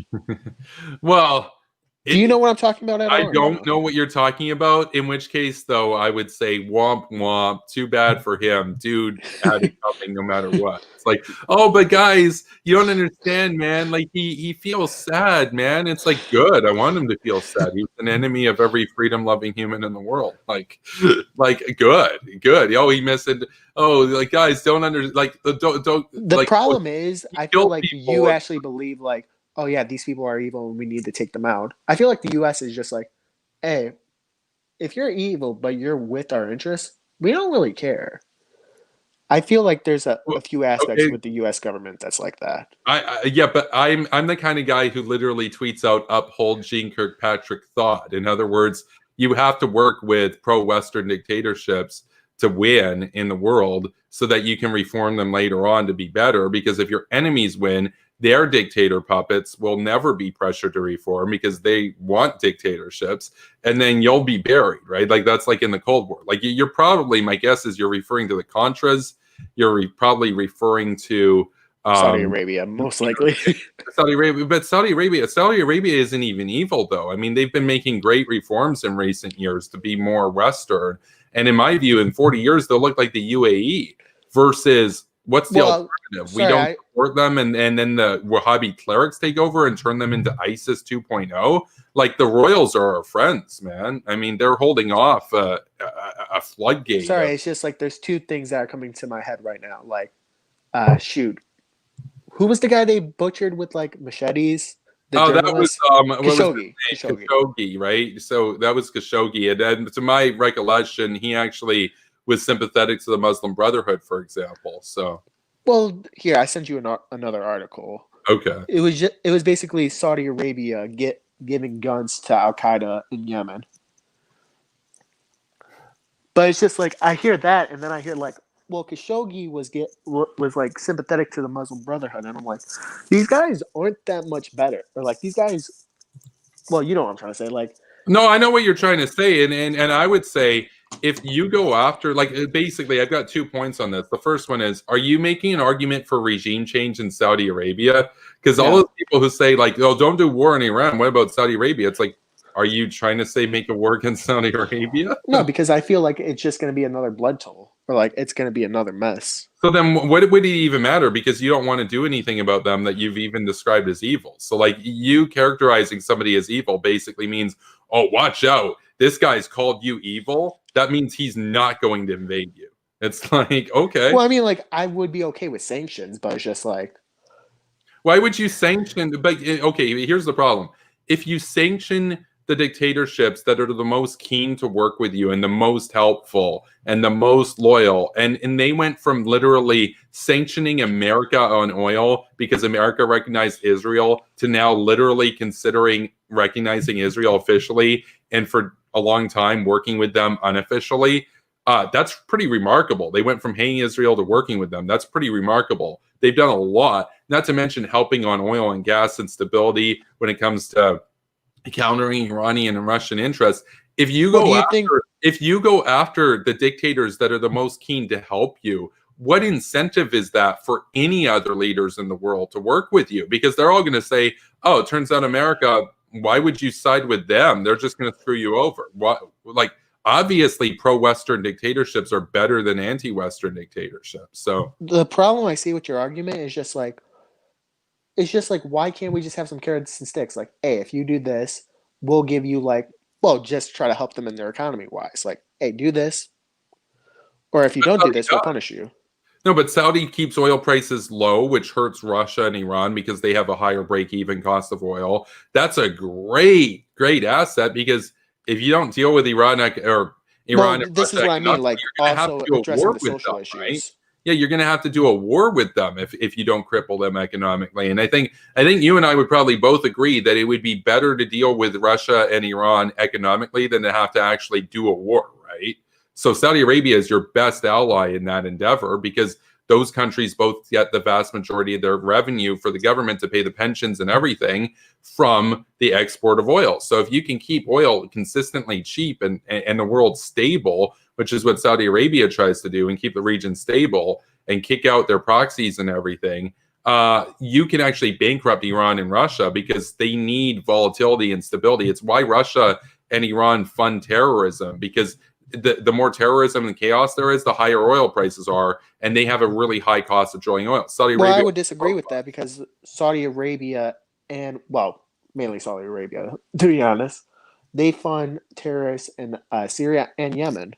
Yeah, I sent you an article about them. Okay, you're saying like Al Qaeda in Yemen, yeah, but that's specifically against the Houthis. So, in other words, well, they're using terrorists to achieve their or advance their interests, though. Okay, but the U.S. did that in Afghanistan against the Soviet Union. Would you oppose that too?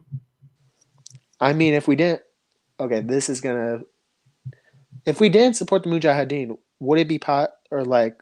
Here, wait, let me get my thoughts. Because the Soviets largely went bankrupt as a result of getting their ass kicked in Afghanistan by U.S.-funded Mujahideen forces, right? Like, that was a brilliant move, right? Because they were aiming 40,000 nukes at America.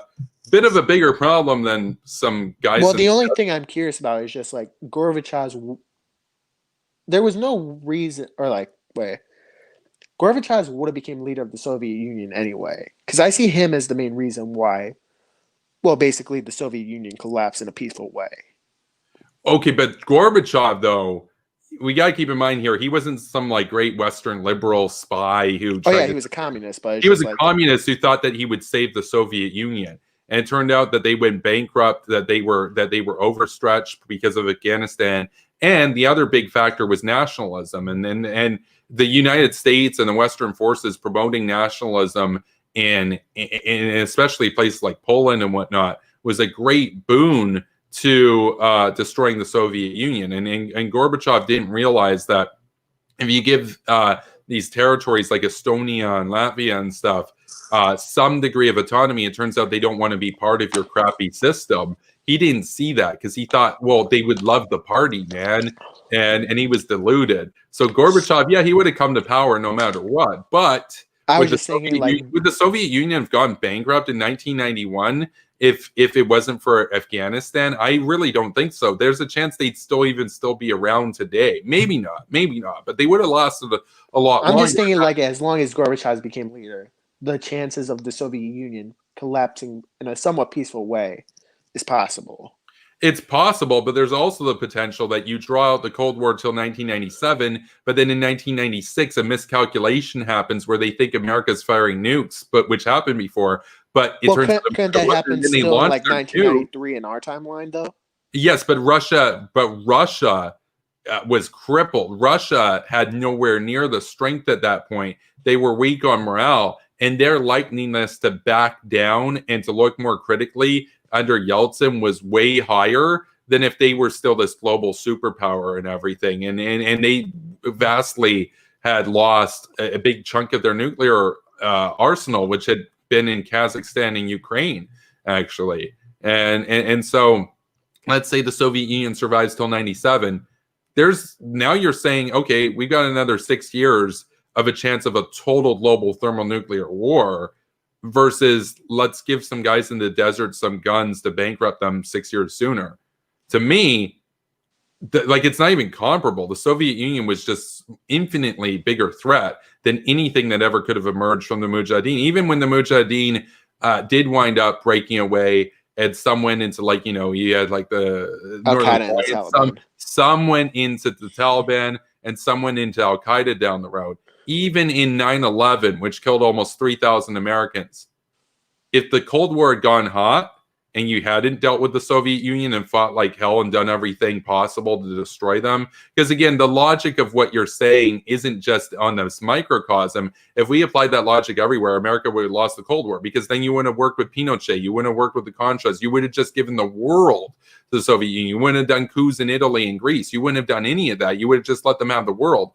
They would have buried you. The problem is, the Soviet Union was capable in 1986, for example, of killing half of America in about 6 hours of nuclear waves. So even the worst case scenario where there was blowback from funding Mujahideen, it results in the deaths of a few thousand Americans. That's horrible. But the point is that the potential for mass casualties that the Soviets posed was such a bigger number that they had to be dealt with by any means necessary. That's the problem. Like when you got a country pointing literally 40,000 nukes at you, that's a bigger problem than maybe some guys turn out to be terrorists against you in 20 years. At least you'll still be alive in 20 years, right? Mm. That's my logic there. Like you're basically saying, and I know we kind of gone a little bit away from the Iraq war specifically, but you're basically saying that you see a double standard where the United States will support some regimes that you characterize as evil, but then go after others that aren't evil. Wait, did you say like, I'm sorry, I might have just misunderstood you. Like I'm upset with some, like when the U.S. goes after evil regimes, even though we support evil regimes. Is that what you said, or no? Basically, you're kind of saying that the U.S. is disingenuous about it, and in which case I would say, if Iraq is made better off, what does it matter that Saudi Arabia might still be, as you would characterize, evil? Like, in other words, at least one country is better off. Now, I'm not even going to give you that Saudi Arabia is like this total bad guy. I'm not even going to give that ground. But let's say, for the sake of argument, sure, Iraq under Saddam and Saudi Arabia under the royals are both equally bad. Well, one of those regimes is still gone. Like, isn't that progress? Like, don't you want to change the world? I mean, most of my Saudi dislike comes from the Yemen war, to be honest. Domestically, they're still bad, in my opinion. Like killing Khashoggi, even though that happened in Turkey, I believe. And then I believe they arrested a ton of the women's rights activists recently in 2019. Yeah, no, that happens. I'm not saying they're good. It's just this stuff. Yeah, but it's just like most of the things I dislike happen in the Yemen campaign with them. Okay, but I would argue that their presence in Yemen is totally justified, considering Iran's support of the Houthis. But that's my argument there. Like that, because that's the problem, is that this argument of just kind of viewing things purely from a humanitarian angle ignores the security angle of it, and it also downplays or draws a false equivalence between Iran and Saudi Arabia. Iran is far more evil than Saudi Arabia, and I'm not saying that Saudi Arabia is good. I view the royals there as a lesser evil compared to the Wahhabi clerics that want to overthrow them.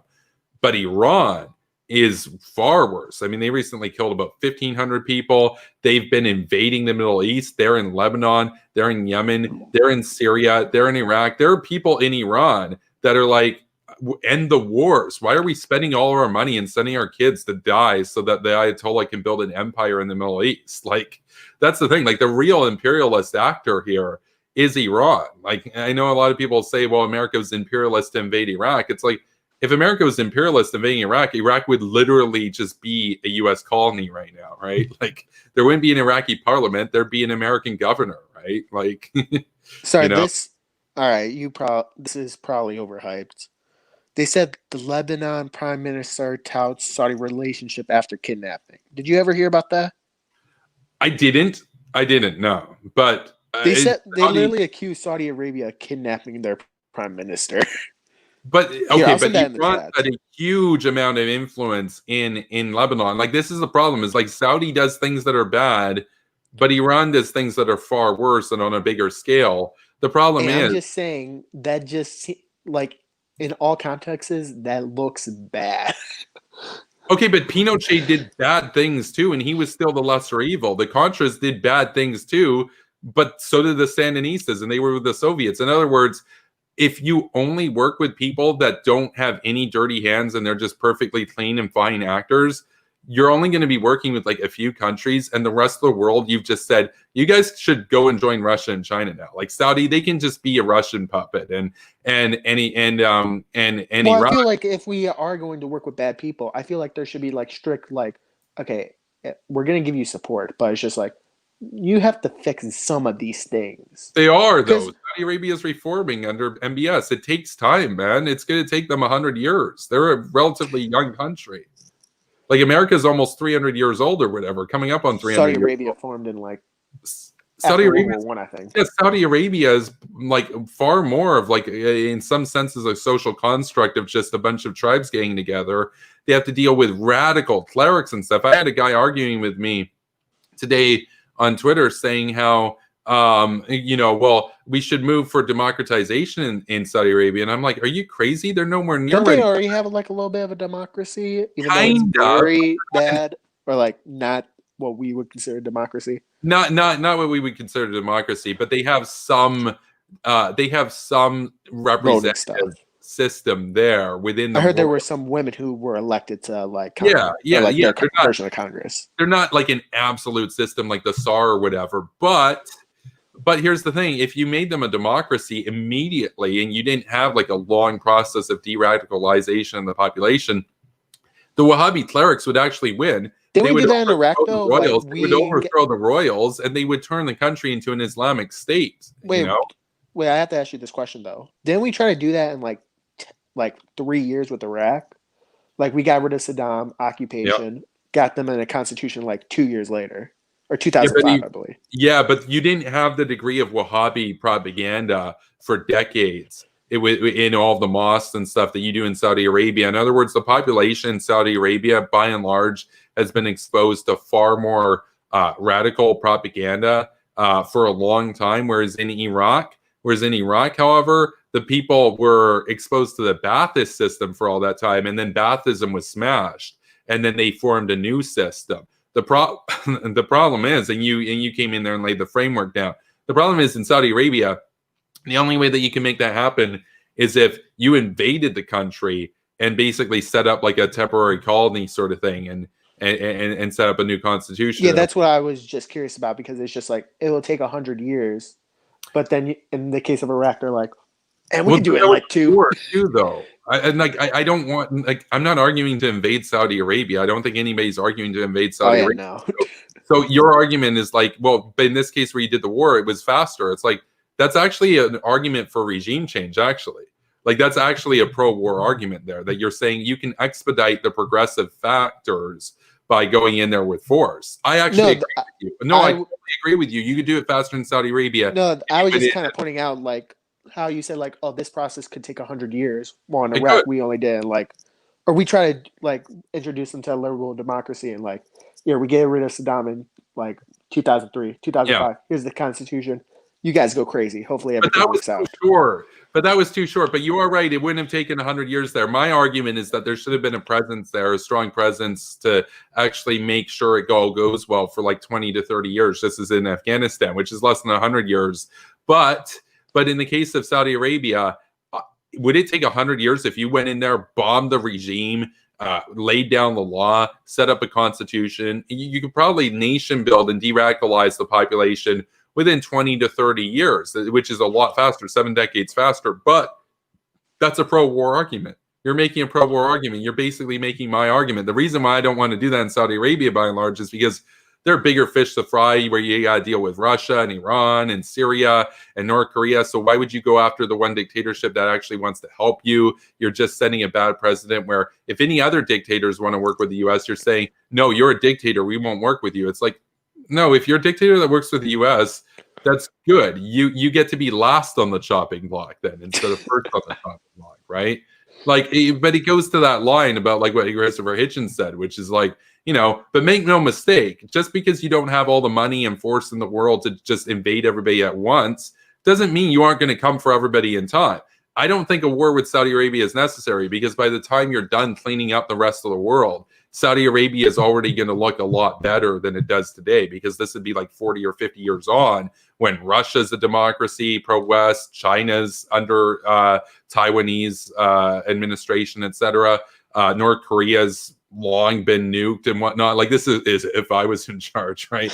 And Syria's like a total democracy and everything. Then once there's no more enemies in the world, then you can say to your allies that have blood on their hands, you can say to them, hey, look, like, can I tell you one problem with, I believe, your ideology? Americans can't be expected to keep this story for that long. I feel like they're going to be like, no, not just the U.S. I want the whole West to get it together. I want all of NATO. That's one of the things I agree with Trump on. I want all NATO to get into like a big defense budget sort of thing. Like I think the problem is that America's been doing like all the heavy lifting, or a big deal the heavy lifting, for too long. And we gotta have Canada, you gotta have the UK, gotta have France, gotta have all these countries, gotta have South Korea, gotta have Taiwan chip in, you know? Like, I mean, you hear this with Europeans though, or like American conservatives. It's just like, hey, the only reason why Europe is so prosperous right now is because they outsourced the military to us, which they kind of did, to be honest. That's right. The only reason why they have a welfare state in Europe is because they don't have to pay their own defense tab, and then they go and woke scold America for not having universal health care. Oh, yeah, I do the same thing. Yeah, no, it's funny to me because it's like social democracy as an ideology depends on having a parent pay, you know, all of your expenses, basically. In that case, America. Social democracy is not a self-sustainable thing. Like those welfare states in Europe, they'll only exist as long as they're subsidized by a richer country that isn't a social democracy, like the United States. So for me, when I think about my ideology and everything, I always want to try to have things be self-reliant, to be sustainable, you know, not be dependent on something else. And so for the West, we have to we have to get it in gear, and we have to start taking charge of our security measures. And you can't just leave everything up to the United States to deal with, because the United States population can oftentimes change their mind very easily and whatnot. Whereas if you have the West acting as a full coalition, you're diversifying risk. Well, the West kind of just hates each other at this point. It's like, don't a lot of countries think like Germany's like secret? I hear a lot of weird things about Germany. Well, I don't consider Germany part of the West. Maybe that's a hot take, but like they're pro-Russia, they're pro-Iran. Like, look at well, their. I hear with Germany, it's Armin always Laschet. like Armin Laschet comes in and he loves the gray wolves in Turkey, and they do assassinations. He says we will need Assad and we need to move past regime change and all this kind of stuff. He sounds like Tulsi Gabbard. Like Germany's a joke. like no, I'm talking like UK. I'm talking Canada. I'm talking like the Anglosphere countries for the most part, you know. Okay, like, so you were definitely against like Marine Le Pen, I think her name was. Well, Marine Le Pen, the problem with the Marine Le Pen is that she was largely pro-Russian. Big problem. But I don't have a problem with a strong leader in France that wants to help out. That'd be based. The problem is if they're going to shill for Putin and basically do the Viktor Orban thing, then that's a problem, right? All right, Kevin, I got to say this one thing right now. I'm cool with base, just never say poggers. Just never do that. No. Poggers is cringe. Okay, thank you. Like when Warnock or whatever his name was in Georgia said poggers, and Vosh and all those guys were like, he said poggers. It's like, he's our guy. It's like, dude, I hate Vosh. Come on, dude, poggers. Like, because here's one of the problems is that when the right or the far right even, or the alt-right will come up with words and stuff, sometimes they'll actually be like potent. But when the left will come up with like, you're a chud. It's like, I don't even remember chud. Chud. Oh, okay. Well, a lot of the Chapo guys still use it, unironically. Like I get called a chud all the time. And I always thought it was like such a weak insult because I'm not alt-right. I don't like the alt-right. I hate them, and they think of me as a dirty Jew, even though I'm not Jewish. But these guys, they probably think you married a Jew. Yeah, these guys. Well, they say stuff like, "Look at his ears. He's got big ears. He's a Jew," which is hilarious. Like that's such a meme now. But like with Nick Fuentes. But the thing is, these guys, at least when they'll come up with insults, it'll be potent. Like oftentimes it'll be the stuff that if you said on air, you get your channel shut down, and it'll actually be offensive. Whereas when like the far left comes up with insults for them, they're like, "Oh, how dare you call me all these offensive things? Like you're just coping, and you're a chud." And they look at that. The coping thing, I kind of like. But it's like, overused. It's like overused, I've even used cope before, but it's just when I see people like, did the left start with based or no, or was that just something else? Oh, based was an alt-right thing. Like really? Based came out of the alt-right. It was just so popular. Red pilled came out of the alt-right. A lot of the actual effective terms did come out of like the far right or the alt-right. Whereas a lot of these things like, oh well, look at these chuds. That sounds so bad. That's actually coping. That's when you're like, you learn a new word, you're saying it 40 times in a row. Chud, cope, etc. It's like, yeah. Like base is just like it can. I still think it's going to be used for 3 years from now.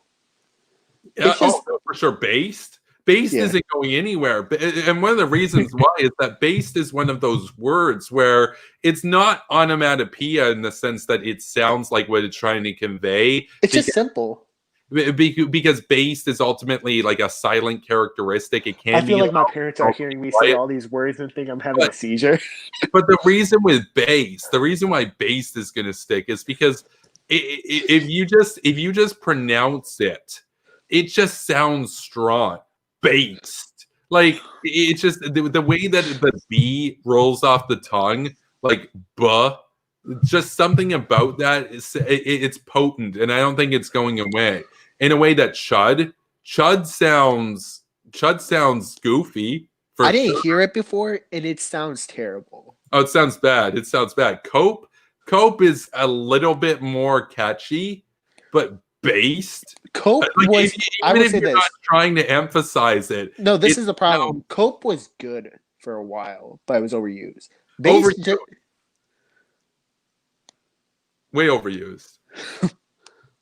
But based, how do you even overuse based? I probably said that 1,000 times. Lose its potency, man. Like, and then when the Chapel guys are like, look at all these chuds. They know how to do is say based. It's like I'd rather say based than chud. Anyway, I know we're totally off. Dude, I'm glad because this is the most fun I had all night. It calls the end of the debate, I guess. Wait, can I just say this? That's fine. So we'll go to closing statements, right? Because we're coming up on 2 hours. So we can skip that if you want.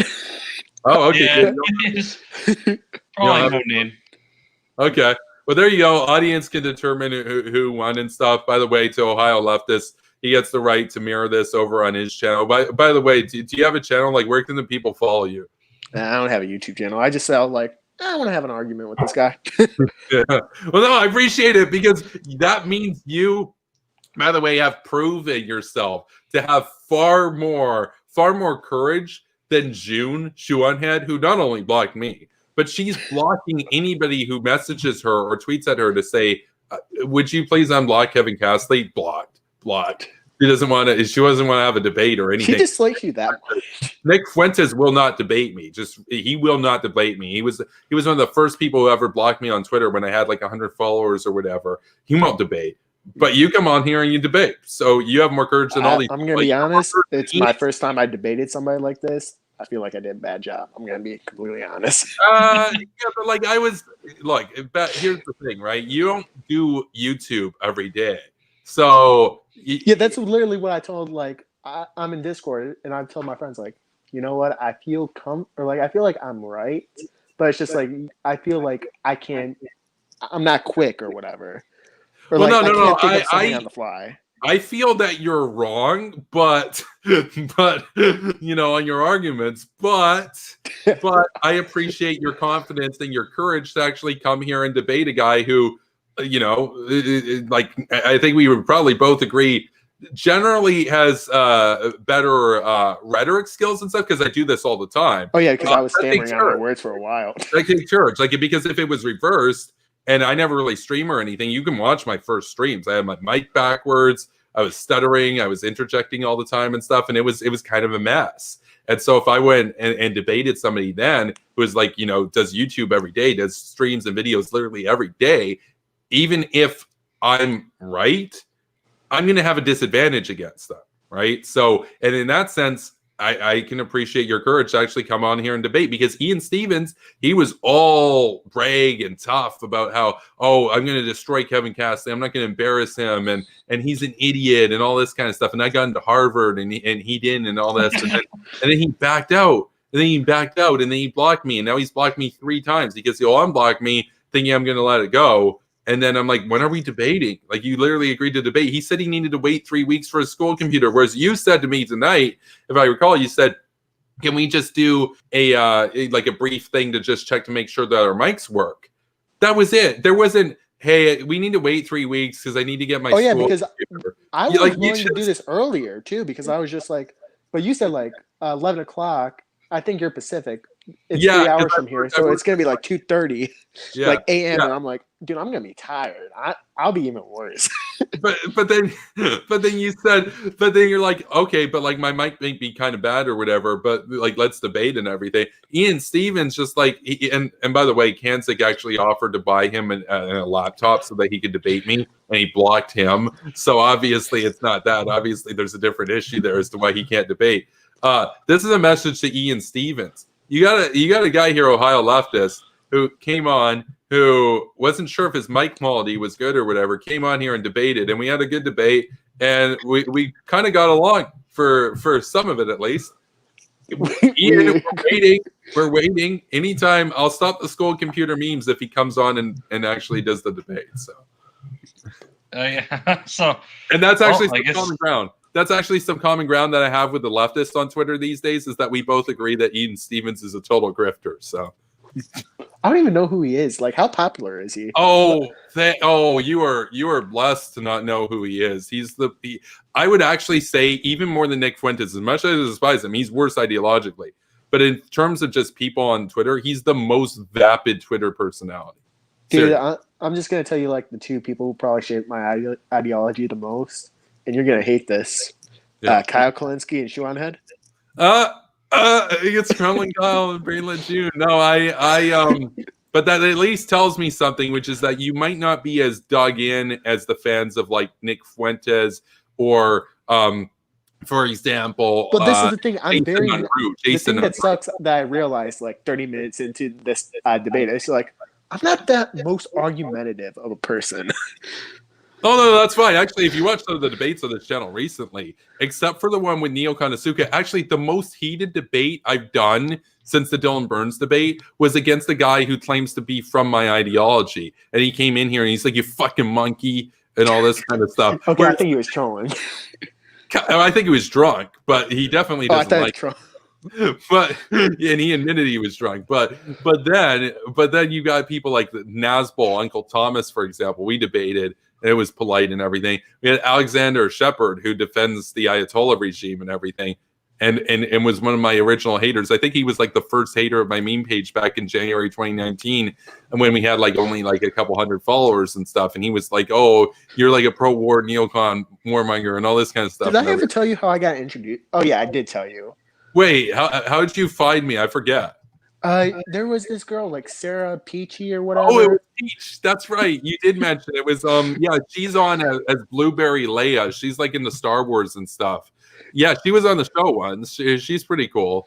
Yeah, because it's just like I started following her, and then she just no offense, she was simming for you. It felt like no. There was an era after I won the Liz debate. And after because I remember her tweeting about that. That's how I found out, but I sadly didn't watch the thing. I was like, this is 2 hours. I don't know if I can devote to it. Yeah, no, her and some of the e-girls and stuff did simp for me in this channel for a while. That was funny. That was a big meme. That was fun. And she came on the show and stuff. Yeah, because it was just like, okay, this guy can't be that awesome. And then I see you, I'm like, I'm going to talk. I'm the neocon ghoul, dude. All right. Anyway, I'm going to take off. It sounds like this is wrapped up, so...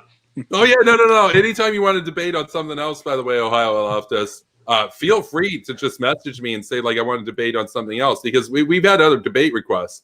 Oh, there goes Henry. Well, we thank Henry for moderating. But I will say this: anytime you want to debate on something else, feel free. We've got some other requests that we're going to get to first, but there are a lot of people out there that are just genuinely too scared to come on and debate. So in that sense, you've got an advantage. So, because you'll get faster to the front of the line in that sense. Hey, you said you were super tough on people, and you were like, no offense, you weren't tough. I mean, I felt like you could have been like way more. Yeah, I felt it was pretty tough. I thought it was pretty tough. I like not tough in the. You were a strong debater, though. I'll give you that. Well, I when I say tough, I mean like I'm going to lay down my case and I'm going to do it firmly. All right. I don't mean like I'm going to come in here and call you like, oh, why do you lick the boots of Saddam Hussein? I could have done that. Dude, I'm gonna be honest. I went into like Twitter advanced just to kind of feel out what you were gonna say, because you can definitely see that with some people. Like with Kyle Kalinske, like he says like the same thing verbatim. Like if you watch a Iraq video from him, he says the same thing multiple times. Well, Kyle doesn't do debates though. Kyle, he'll only debate people that disagree with him on economics and social issues. He doesn't ever debate people on foreign policy. It's kind of embarrassing because He debated one person, I think, on foreign policy. Who was that? That was Razor Fist. I didn't see that. That was on Drunken Peasants, I think. Wow. So what was Razor Fist arguing? Well, it wasn't a full-on foreign policy. It was about the Trump administration. It was about North Korea, I believe. Oh, wow. Because Kyle, he's made the argument like, well, they got legal weed and they're not invading anybody. So what's wrong? I don't think he made that argument. Nah. He says like North Korea is basically a prison, basically. Yeah, but at the same time, he doesn't want to do anything about it. But like, I mean, I know, we're getting back into like kind of debate mode and stuff. But hey, you can end this because I feel like if we can keep talking for like another hour. Because no, we don't have a moderator anymore. No, I was just going to tell you about like some leftists I disliked, which I don't want to. I mean, I don't want to go for it, dude. People love the drama, dude. What leftists are dog shit? Let's get into it.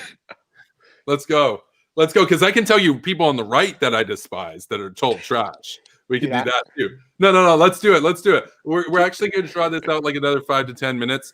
Ohio Leftist is going to tell us about leftists or people on the left that are trash, and then I'll tell you about some people on the right that are filth. So we'll do it. Dude, I don't like Vosh. I liked him for like 2 or 3 months, and then all like the pedo stuff came out, and I'm like, nah, I can't support this guy anymore. Oh man. What's funny about that is that the guy who leaked that stuff, Danky Kang, I disagree with him on way more stuff than I disagree with the Vosh on. But it's kind of irrefutable, the stuff on Vosh. Like, yeah, because it was just like for a while I was just like, you know what, Vosh, he's a bit too aggressive, and I feel like he's like he doesn't treat people or like what's a good way to say it?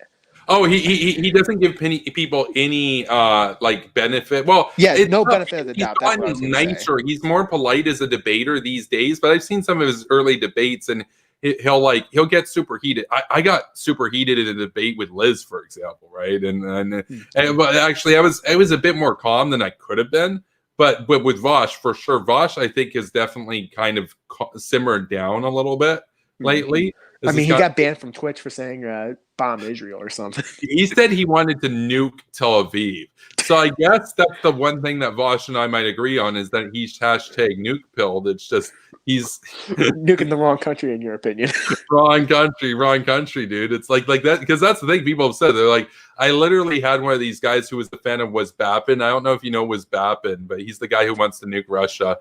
He doesn't want to nuke Russia to like spite the Putin system. He wants to nuke all Russian villages because now he's banned from Twitter now. But he argued that the Russian blood, that the Slavic blood was inherently fascist and that the only way to rid the world of fascism was to wipe out their ethnicity, which, again, he was serious. I had some people saying, you guys are both nuke-pilled people need to get along and stuff. And it's like, yeah, but... yeah, but like, we have to have some standards. Like, people say like gatekeeping's bad, but it's just like, don't nuke people for those reasons. I've had people say to me too, like, yeah, but neocons are like Hitler because they do war. So yeah, but wars happen throughout human history. There are different ideologies. Like some. That's like saying FDR is. Well, I'll be honest.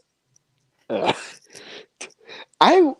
believe FDR's economic policies were good, but he did have some fascist tendencies, especially Japanese internment. Oh, because I've gotten into trouble with some of the people in my community for being super critical of FDR falling in love with Joseph Stalin and praising the 5-year plans and literally commissioning a movie to make. Well, this is I will give FDR the benefit of the doubt. Russia was good at like trying to like, oh yeah, we're the best country ever. I feel like FDR was kind of duped in that way. Well, FDR, I've said it on many occasions, I consider Trump to be the FDR of our generation because FDR genuinely, he went over there and he was all warm and smiles and cozy with Stalin.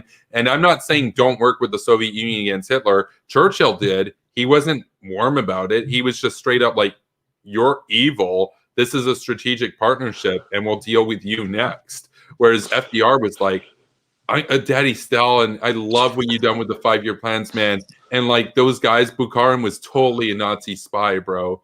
Like I don't know that all for a fact, but it's just like I just knew FDR was like his love letters. His love letters, they're almost as embarrassing as Kim's love letters or Trump's love letters to Kim, Stalin and FDR's exchanges. Just So you're more of a Truman guy. Oh, I consider Truman to be based in nuke pill personally. Hey, Truman wanted universal health care from what I saw, so he's pretty good in my book. Yeah, well, he obviously was vice president to FDR. I mean, he had some of that policy for sure. Universal healthcare, I want a safety net.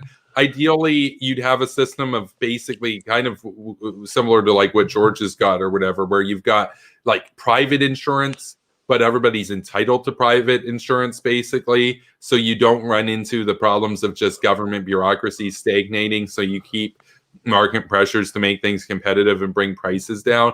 But I do recognize that there's a problem in terms of a lack of coverage in the American system right now. I think it's a tough one. I think that FDR went far too far in his economic reforms. Personally, dude, if FDR just didn't do Japanese internment, I could be like, you know what? Best domestic president ever. Well, from my ideology at least. I don't support the internment or anything either. I think that. Well, I feel like that's the worst thing he did. See, I'm not even somebody like one of my friends is literally he calls himself McCarthyist. Like, I'm not somebody who's saying you don't go after certain groups that might be aligned with an enemy that you're fighting. The problem is McCarthy went after specific people that had communist sympathies. FDR went after people who were ethnically Japanese, assuming that they were going to be like, in other words, it's about ideas. It's not about, oh, you're the same race as somebody, therefore you're the enemy. That was super cringy. You know, I will agree with another thing you said. FDR is kind of like Trump because he just kind of dominated the politics while he was alive. He packed the court, dude. He packed the court. Like, or he threatened to do it. Yeah, he packed the court. He packed the court. He had a third term. He was somebody who. No, you mean fourth term actually, because he won 4. No, you're right.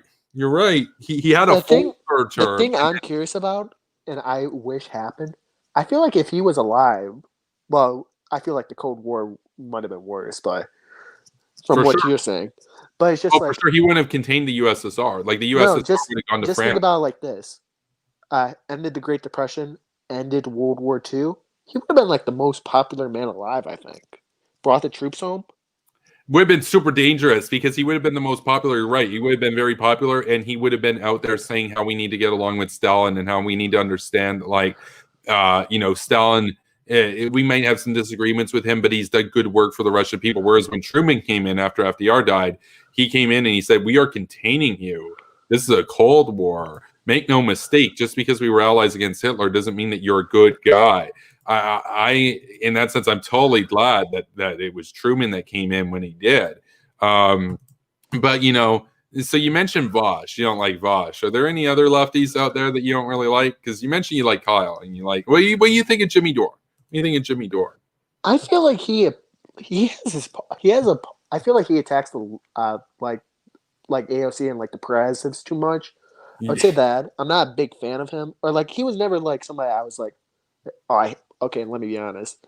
I went through a Young Turks phase.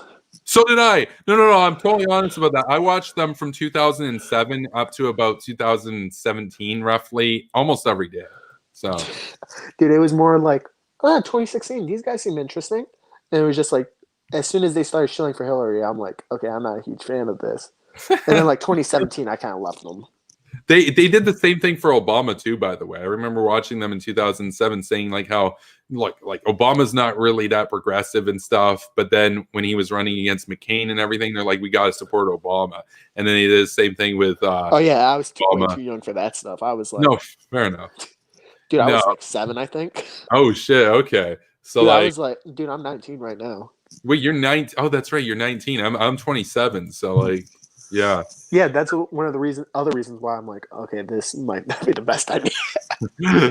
Yeah, but no, I think you did. I think you did okay. You had some sources here and everything, and Did you want to send you those notes I took? Because I feel like that might be interesting on Twitter. Well, sure. Yeah, you're welcome to do so. Like I said, you're welcome to come on. I mean, I would just like to, because I feel bad because I was talking about like Curveball, who was like the main guy that Powell used as a source. And that literally a lot of people are like, this guy is not credible at all. Don't use him. Right, but see, the thing is, I guess if we could have done a longer debate or something, I would have probably liked to have gone into do the ends justify the means in terms of just the moral ramifications of it? Because I mean, I said, like, I think it's unfair to characterize the administration and Blair's rhetoric as outright lying. But I will say, I'll go on the record here and say right now, even if they did lie, it was justified because Iraq is better off, the world's a better place, and all that kind of stuff.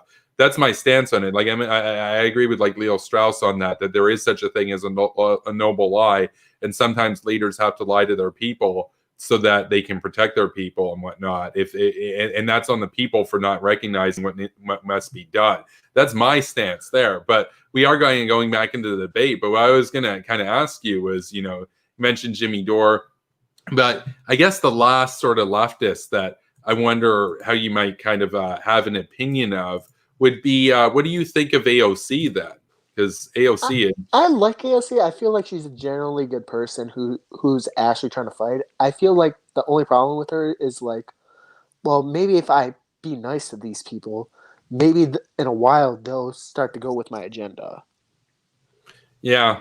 Well, I don't know. AOC is somebody who she had really strong rhetoric on China and their internment of the Uyghur people. AOC is somebody, by the way, I did a video on like based AOC, and I had a picture for the thumbnail by Samira Khan of like AOC as like this B-52 bomber with like the gay rights flag and stuff bombing like China or whatever. And I was I want to ask you this question. Yeah. Russiagate, I feel like, was largely proven wrong, but you probably enjoyed it because it was just like it gave the Democrats a reason to be hawkish on Russia. No, Really? I really am pissed at how disingenuous the Democrats and MSNBC and everybody was about it. To me, it was see-through that they were just having tough rhetoric on Russia because Orange Man bad.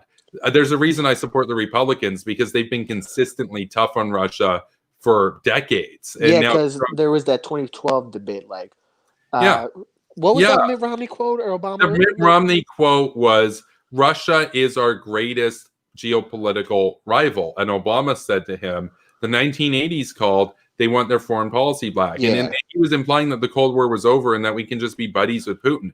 And MSNBC called Mitt Romney a warmonger who wants to just be tough and hawkish on Russia.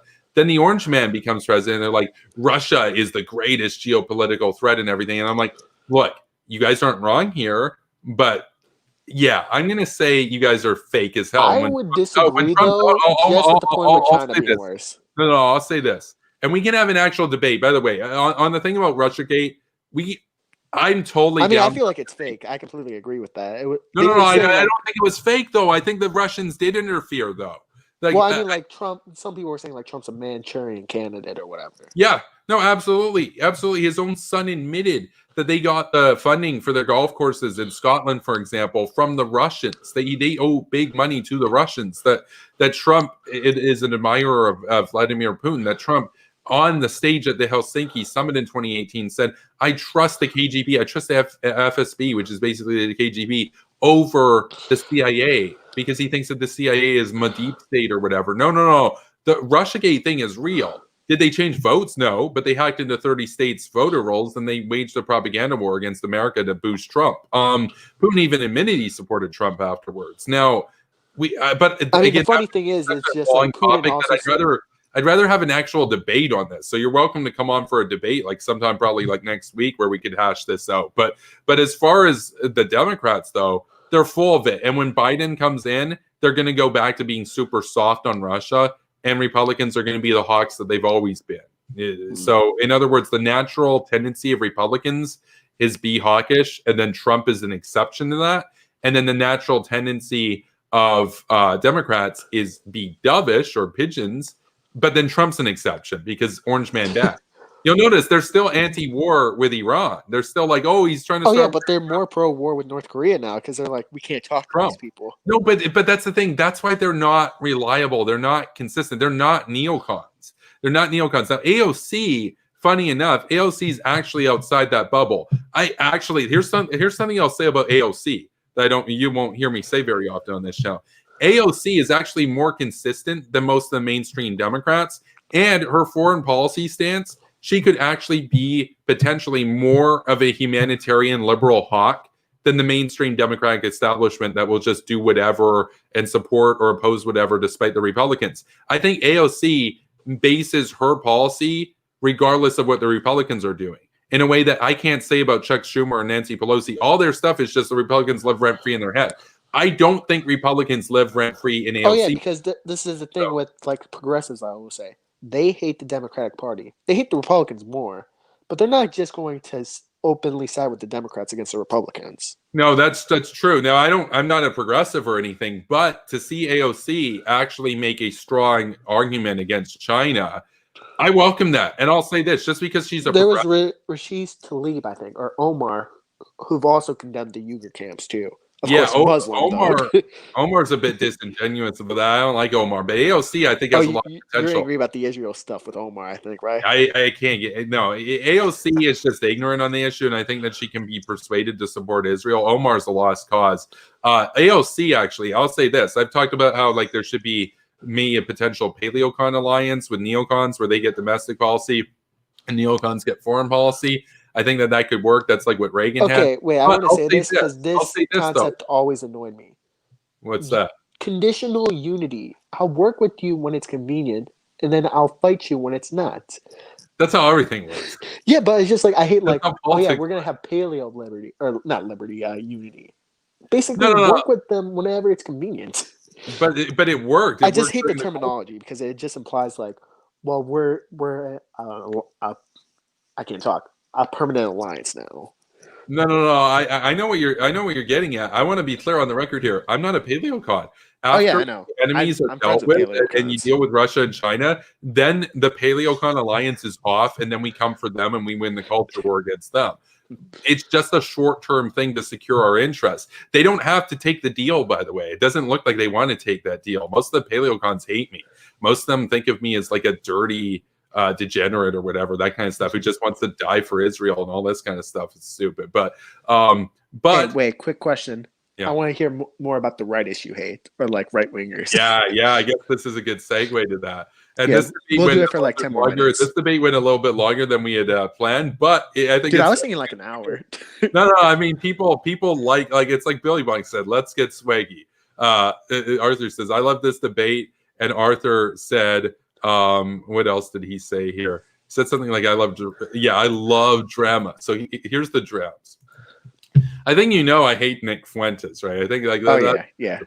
I feel like, can I ask you your opinion on this guy? Yeah. Ask me about Ben Shapiro. Okay, interesting thing on Ben Shapiro. On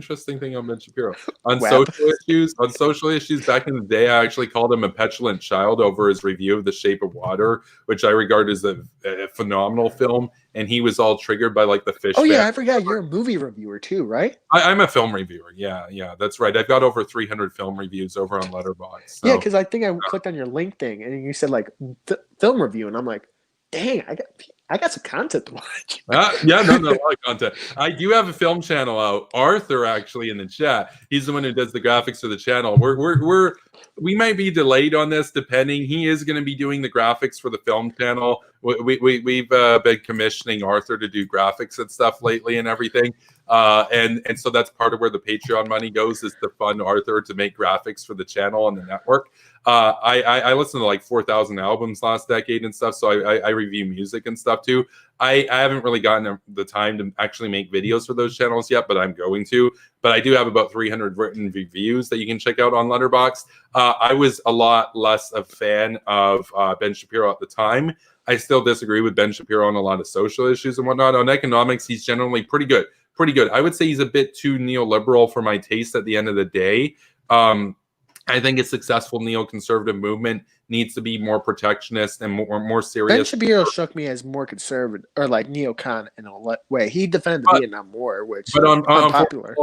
On foreign policy, the thing about Ben Shapiro on foreign policy on the Middle East, he's very good. He's exceptional. He's one of the best voices in mainstream conservatism, no doubt. Like, he's not even rivaled. And I appreciate how if you ever saw the Groyper War thing where Nick Fuentes went after Ben Shapiro and Charlie Kirk all the time, and there was this huge debacle between the three of them, all the Groypers would go and line up at a Charlie Kirk event, and Charlie Kirk would give some milquetoast generic stuff about like we need no low taxes and Trump's good and all that kind of stuff. And by the way, I generally support low taxes, but I think Charlie Kirk is a bit of a hack. But the Groypers, I'm not a big fan of Charlie Kirk. Yeah, and and I'm not a fan of Charlie Kirk either. But then the Groypers would come up and they'd ask him, they're like, "Yo, Charlie, so I heard you say you were in Israel. Did you check out like the Israeli dancers over there?" And of course, that's an obvious dog whistle, and all the Groypers in the audience are like, I don't even know what that means. Like, it's a reference to dancing Israelis. The idea being that 5 dancing Israelis did 9/11.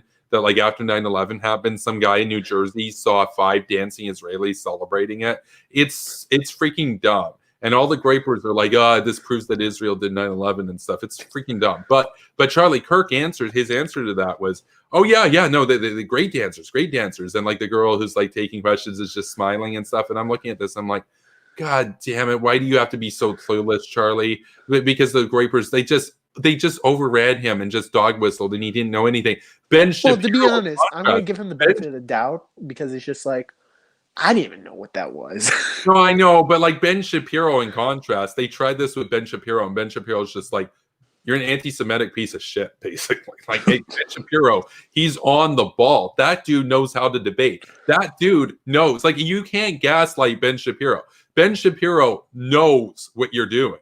Charlie Kirk, on the other hand, is just like, oh, yeah. I will say this with Ben Shapiro. I think he's honest.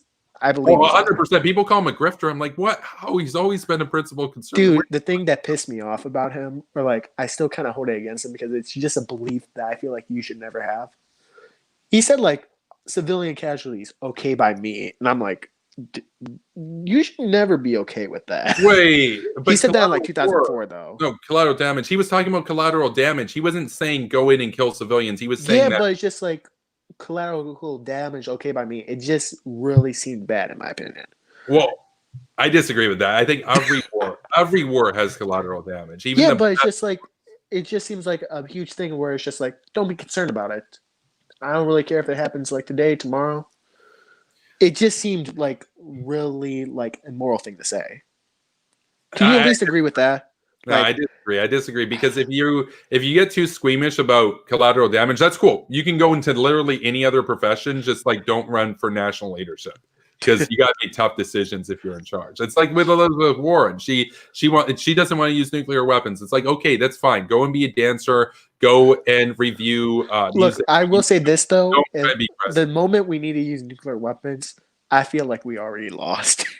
Like what? We've already lost because we have to use nukes against North Korea then. So like I've done 2 debates now on that. I'm potentially you did that with Liz, I think too, right? I did that with Liz, and then I was looking at the comments, and the comment that I saw that made me like kind of sad. I was like, "Are nukes bad?" Yeah, no, but that was ironic. That was an ironic. I'm pretty sure that was the one that Billy wrote, which was like nuke bad, nuke scary. Like it was making fun of her.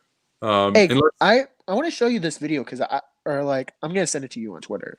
Okay, I did want to say though to answer your question about Ben Shapiro, the problem with Ben Shapiro is that outside of the Middle East, he doesn't really focus much on a strong foreign policy at all. He doesn't really talk about Russia very much. Doesn't talk about North Korea, and so I don't consider him a neoconservative. I don't see his interest as the promotion of democracy around the world. I see his interest as primarily securing America's direct interests. And I think he, by and large, focuses more so on the Middle East. Hey, man, like I'm more interested in North Korea, whatever. It's just I would appreciate if he would talk about North Korea more, but that's just my view. Overall, my view of Ben Shapiro generally, I think he's one of the best people in mainstream conservatism. You know, one of the best voices that's out there, even though I disagree with him on some stuff. But who's another rightist? You want to know my this one? Charlie Kirk, I think, is a hack. My least favorite rightist Steven Crowder. Oh, so Steven Crowder. That one's a mixed bag. Here's the deal about Steven Crowder. Oh.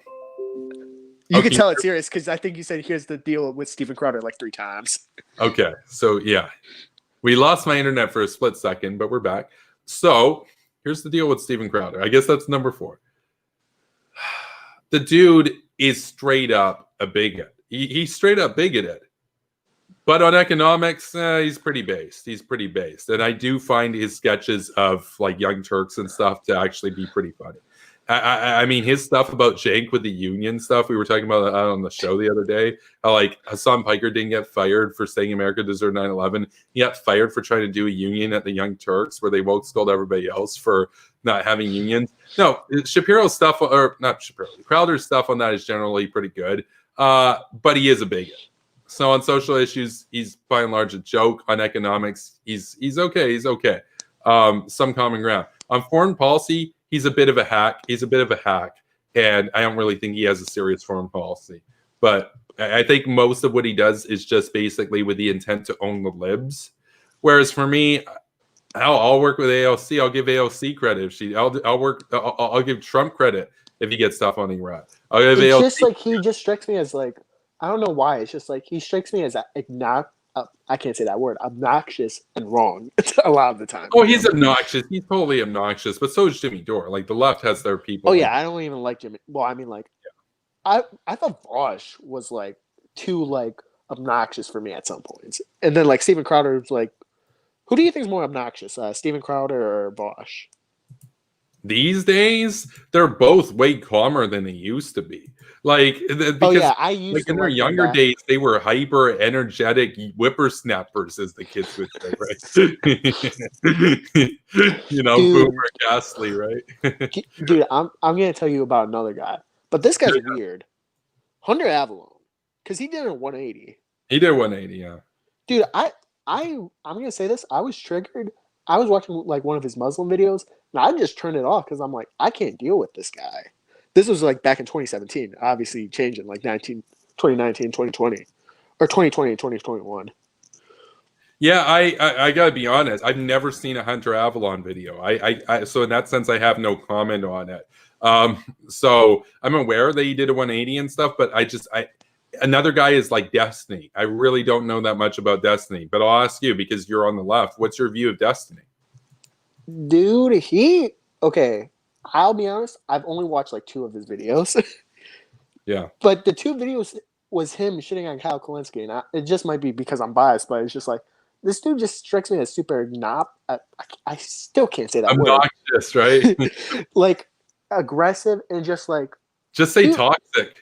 Okay, Just say toxic. toxic. Man. That's an easier one. That's no, what all the the thing that that's what all the gamers say. Like all those guys, they just say toxic because it's like it's faster, easier to say, right? So I don't know. It's just like they were talking about like Bernie Sanders, like when he lost the nomination and like after Super Tuesday, basically.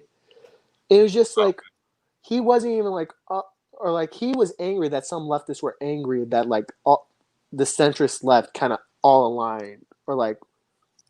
I can't like explain it right now because I need to remember the exact context. That raises a question though. What's your view of superpower broadcasting then? Am I obnoxious? No, well, from everything I saw from here, super nice. Oh, sweet. There you go. Oh man, do you think you would start a YouTube channel by any chance? Dude, I'm talking to you through a tablet. I need to get a microphone before I consider that. Yeah, fair enough. I mean, that's with Bosch. Somebody bought him a $150 mic. They bought him the same mic that I use, basically. You know, like $150, 200 Canadian buck mic to start his channel and stuff. Now, to my knowledge, he used it the right way, whereas my first videos, it was backwards. Yeah, do I send you some stuff right now? I want to send you the Razor Fist thing with Kyle Kalinske. Oh, yeah. Yeah, I think that's. I can't really think of any more leftists that I was gonna. Well, what do you think of Jason Unruh? You know Jason Unruh? I don't know who that is. Oh, okay. He's like he does Maoist Rebel news. Oh, is he a tanky? Yeah, he's a tanky. Oh, dude, I don't follow tankies. Oh, okay.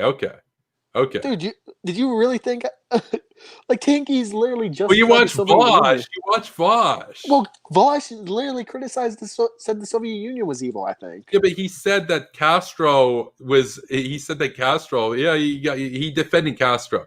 Like I consider. Okay, I probably didn't watch that video then. Okay, I consider most of Vosh the stuff I watched with Vosh, it was mostly just like mostly social issues, which I was mostly in agreement with. His economic takes, I'm like, look, I don't I don't know anything about this, but it's just like communism's pretty bad. I don't know why you want that. Okay, well, we can agree on that. Communism pretty bad, and Hey, social democracy. What's that? Social democracy. I'm not really into social democracy either. I am like Nordic capitalism. That's what Shuana has said we should call it. It sounds better. It sounds way better. Yeah, Norway is kind of cool. I like the idea of a sovereign wealth fund. I actually, we might have some issues of agreement on social issues probably, but I consider myself for the most part a liberal on social issues, but that's one of the reasons why my foreign policy is what it is, because I believe in human rights and stuff, and I believe that they're universal, and that if you're born in North Korea or Iraq or Montana, it shouldn't matter. You have the same rights. But I do think that, getting back to kind of the right-wing thing, one of the guys on the right that really, really just annoys me profoundly is I remembered her. Tucker Carlson. But oh yeah. Dude, you want to tell you who it was? Caitlin Bennett. Oh, Caitlin Bennett. Okay, so she's a clown ball. So she's also anti-Semitic from what I heard. Yeah, she's an anarcho-monarchist who hates Jews. She literally, she's for anarcho-capitalism with a king. It gets worse. It gets worse. She said she would give up her right to vote because women are too emotional to make decisions. Oh, and that too. She's also a misogynist. So dude, I just love those. Like, at least she's honest. I'm gonna give it to her for that. They're not 100% honest. They'll gaslight people and be like, "Oh no, we're libertarians and stuff," but then they'll also be like, "We support absolute monarchy." So, dude, no, that's the thing I love to say to libertarians, especially when they say like Nazi Germany was or socialists. I would say like, "Oh, so Liberty Hangout's like libertarian, right?" Well, Germany was socialist. Like the National Socialist Workers' Party was socialist. They were but they purged that faction. Not of long knives, I believe, right? But that's not true. You look at how Hitler managed the economy. They were consistent in their rhetoric of having one class, one working class, having one syndicalist sort of. But wasn't it more like privatized during Nazi Germany? I thought I read somewhere where it's just like they sold. No, the state had total control. No, the state had total control over the private industry that existed there. They also deprived the institution of private property. They had a very command economy. In fact, they went so far as to have 4-year plans. So you might say, isn't that a 5-year plan? Yeah, it was the same thing. They just didn't want to be accused of copying Stalin. So Hitler said that he admired the Bolsheviks, even though he hated them and thought that they were Jews, but he admired their ability to galvanize the workers, and he got the red for the flag from socialism. He was at his core a socialist. He was a national socialist. He was on the right, but he was a socialist. So, like the Nazbols are on the right, but they're also socialists. So, dude, the only thing I remember about Nick Fuentes is just like the cookie analogy. Oh yeah. That's how I was first introduced to him. Yeah, Nick Fuentes. We don't need to talk much more about Nick Fuentes. Nick Fuentes, though, did galvanize the rioters to do their insurrection. Dude, he was there. He was there. And all of his just imagine if he gets arrested, though. Yeah, all of his gripers are like, no, he didn't. He didn't galvanize the rioters. It's like, dude, watch the video. Even Nick was bragging about it. Like, Rudy Giuliani cited.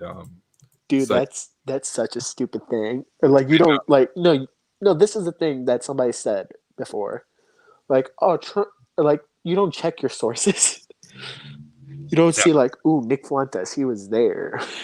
It was bad. Rudy cited Nick Fuentes to try to argue that the rioters were actually Antifa in disguise. But Nick Fuentes' own statements were that we're Trump supporters. We're here. We're going to take the government. We're going to, like, he bragged about it. I did a show on this, how he said afterwards, he's like, we were so Chad. Antifa thinks that they're Chad, but we actually killed a cop and we actually disrupted the U.S. government. What did they do? So he bragged about being worse. Okay, this is another thing I would say. Chatted, overused. Oh, Chad. No, there's this video of Nick Fuentes. I'm not sure if I ever did a video on it, but he's like he was reviewing one of the guys during the Groyper Wars a year and a half ago when they went and stormed through Charlie Kirk's crowd, and he was watching all the Q&A, and one of the guys was asking about Israel. I think it might have been that same one. And the guy was like, "Oh, look at this Zio cuck! Look at this neocon cuck!" And he was asking about Israel, but then he mentioned the dancers in Israel, and Nick Fuentes was like, he grins, and he's like, "Oh, what? No, he's a Groyper! He's a Groyper!" And it was around Halloween when this happened, so he had a pumpkin on his desk, and Nick Fuentes with his scrawny, disproportionate suit contrasting against this cringy, obvious green screen in the background looks so weird. He goes and hugs this little pumpkin. He says, "He's Chad! He's Chad!" And he's hugging this small pumpkin. And I'm looking at this and I'm like, wait, and these guys are accusing us of being the downfall of Rome. What? Dude, the sad thing about Nick Fuentes, he makes me laugh sometimes, which sucks. He reminds me of. He's a funny guy. I mean, it's fun to laugh at him. He's Alex Jones like that. He's basically Alex Jones on the right, basically. He's Alex Jones, but like 20. Yeah, he's like a Zoomer. That's the other thing. He's a Zoomer. How old is he? I think he's like 20 or 21 or whatever. Dude, I really thought you were about to say like 16. I was about to like no. No, I mean. The thing is, it's cringy on Twitter how like a lot of these people who will try to lecture me on like economics and stuff are literally 16 years old, unironically 16 years old. And I'm like, dude, give it time, man. But I want to tell you my favorite thing about Flint. My favorite Flint. I can't say his name, damn. Well, Rudy couldn't either. He was like, reading over the paper. My favorite Nick video. And he was like, there's this guy, Nick Fuentes. And you're like, dude, Rudy, give it up. Like Rudy, you used to be the mayor of New York. What the fuck happened to you? No, this is what he said. Hey, Groypers, if you're ugly or fat, don't show up in the group pictures. That's right. Nick Fuentes actually did a video recently where he was imploring on the Groypers not to post their L's online about how they can't get laid. He's Chad. He's Chad. Dude, I just love it when like at least he's self-aware. Like, hey, keep the. I mean, he's like all these companies though because they don't want ugly people associated with their brand. Well, and Trump said he didn't like the rioters, even though he got a kick out of them dying for him because he thought that they were dirty and working class. Oh, I don't know about that. But he said that. Really? No, he said that. Yeah, that's right. That's right. There's a reason. Well, one of the reasons why he didn't go with them to the Capitol is that his sense was that he felt that they were dirty. That's what those around him in the White House told the media. So I believe it. I mean, he said that Mitt Romney was poor. He said that Mitt Romney wears jeans because Mitt Romney only had $500 million and he claimed he had $10 billion. Which, dude, by the way, do you want to tell you my favorite? Wait, what was I about? Trump spent $60,000 on his hair. And he won't pay anybody. He's now saying he's directing his people not to pay Rudy Giuliani's legal fees. That's what he always does. He stiffs everybody because he's broke. He doesn't have the money. Like no billionaire is like, no, we're not going to pay his legal fees. Like imagine Bill Gates. Like, oh, we're not paying your legal fees. Why would we pay you? Like because he stiffed all the contractors who did his plane, the carpentry, everything. And they caught up. Like the news was coming up with a lot of contractors that were owed like $80,000 from Trump, and he just never paid them. Never paid them. They're like, they thought that it was going to be easy money. They're like, oh, he's a billionaire. Nope. Turns out, no, nothing. He doesn't pay people. Like, if you do business for Trump, you do a contract for Trump, you're never going to see your money. He doesn't pay people that work for him. It's just that concept is foreign to him. He's like, pay him. Why would we pay him? So no, Rudy Giuliani, for those wondering, like, he's not getting paid for all of this. That's the funniest thing about all this. He does his stupid little speech in the parking lot at the Four Seasons landscaping alley in industrial outskirts of Philadelphia. Not getting paid. No, he's not getting paid, man. Anyway, I don't like Trump. I don't like Rudy. A lot of people on the right I don't like. A lot of people on the left. You want to know a writer that you want to have used to simp for, I think? Oh, is that Fat Greg? Is no, that I was going to say Milo Yiannopoulos or whatever. Oh, she used to simp for Milo. Yikes. Like Milo. Milo was kind of a precursor to Nick Fuentes. He was like an older Groiper. Dude, Yeah. do you remember the thing? No, you want me to tell you the thing that Shu tried to defend Milo on? Oh, it's Shu. It was probably the pedophilia thing, right? No, it wasn't that. Okay. She said Milo called Leslie Jones, I think, a monkey. And he said, like, well, she kind of does look like... She didn't defend him on that, though. Well, the pedo stuff. Which, worse, but it's just like, Shoo. Yeah. Yeah, no, Shu's goofy. Anyway, we should probably wrap up the stream now. So Dude, we were supposed to only do like 10 minutes after like two I know, two right? hours. Right. That happens. That happens. Anyway, good talking with you. And I think it was a good debate. And I'm just gonna say I did better in the last hour because it was just like I feel like I was more relaxed. Oh yeah, the last half of this wasn't even really a debate. Dude, it was fun though. Yeah, it was fun. It was fun. And yeah, there are a lot of people that we don't like on the left and the right. So there you go. In politics, you often hate the people that are supposed to be on your side more than you hate the opponent sometimes. Oh, that's right. That's right. That's like Neo Konosuke was the most rude, the most offensive of any of the guests in the debate that we've had on this channel in a very long time. And I was just like, hey man, like Net7's calling you out on your bullshit, and he's like, oh, I'm calling Net7 out on his bullshit. And it's like, aren't you supposed to be a neocon? I mean, his primary criticism of me was that I was stealing the meme aesthetic of the alt-right, and I'm like, okay, but like, dude, how are you alt-right? The alt-right hates you. No, but he said that I was stealing their memes because like I was doing memes like I had memes like I had like this. I had memes like this. I had memes like this. Wait, how do you do these pictures things? These are awesome. I didn't know we could do it. Well, no, okay. So I made this one. My friend Timothy, who was on the stream last night, made this one of John Bolton being the Norwegian male saying yes. I made this one. That one's a hashtag nuke-pilled one. I made this one. My friend Arthur actually in the chat made this one. But no, he basically accused. Oh, I made this one right here. This one's relevant. You know something I was going to say? Gang, the cool gang. That's the whole gang right there. All the guys we were talking about tonight. That's all the starts. You got Colin Powell. You got Chad Cheney. You got Base Bush. You got who's the black woman? I forget. Condoleezza Rice. Condoleezza Rice. Rice 2024. Right. Wait, who are the? Wait, I recognize Rumsfeld. Yeah, Rumsfeld. You got Rumsfeld there. You got Bremer. Who's the guy who's sitting? That looks like Oh shoot! Who's the guy who's sitting? Fuck. God damn it. It's bad quality, but it's just like that guy looks like somebody who's alive now. That looks like a fucked up Mitt Romney a little bit. Yeah, I was gonna say Mitt Romney, but it's not Mitt Romney. Oh, this was the meme that you blocked me over, and yeah, the crowd made that one. I captioned it. She blocked me over it after an internet fight. You want to say the thing I will defend you on? I don't like how some people are like, "Oh, you started fucking Bosch, so that's the reason why you're leftist now." There's some people. No.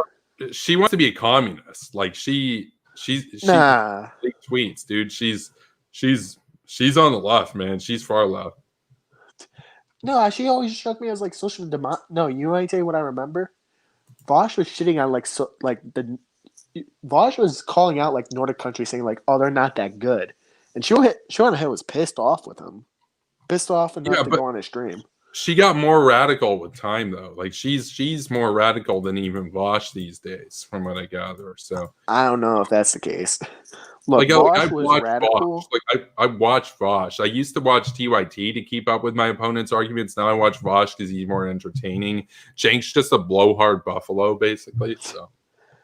Nah, the thing with you might say the last time I think I watched Bosch. I mean, I once in a while go back to see what he's talking about. The last thing I think it was like a day after his Tim Dillon debate because I kind of watched part of it. Mm-hmm. And it was more like I think there was some tweets about him, and I'm like, yeah, I can't support this guy anymore. Yeah, no, I'm not really a fan of Bosch, but he is entertaining. But we should wrap this up. So thank you for watching, everybody. If you want to debate, send me a DM on Twitter. You'll come on here on this channel, but you'll have the rights to mirror on your channel. And with that, thank you for watching, everybody. Thanks to Ohio Leftists for coming on, and hopefully we can debate at some point again in the future. Peace, everybody. Stay Hope baked. you have a great day. Oh, You sorry too. for cutting you off. No, it's all good. You too, dude. Peace.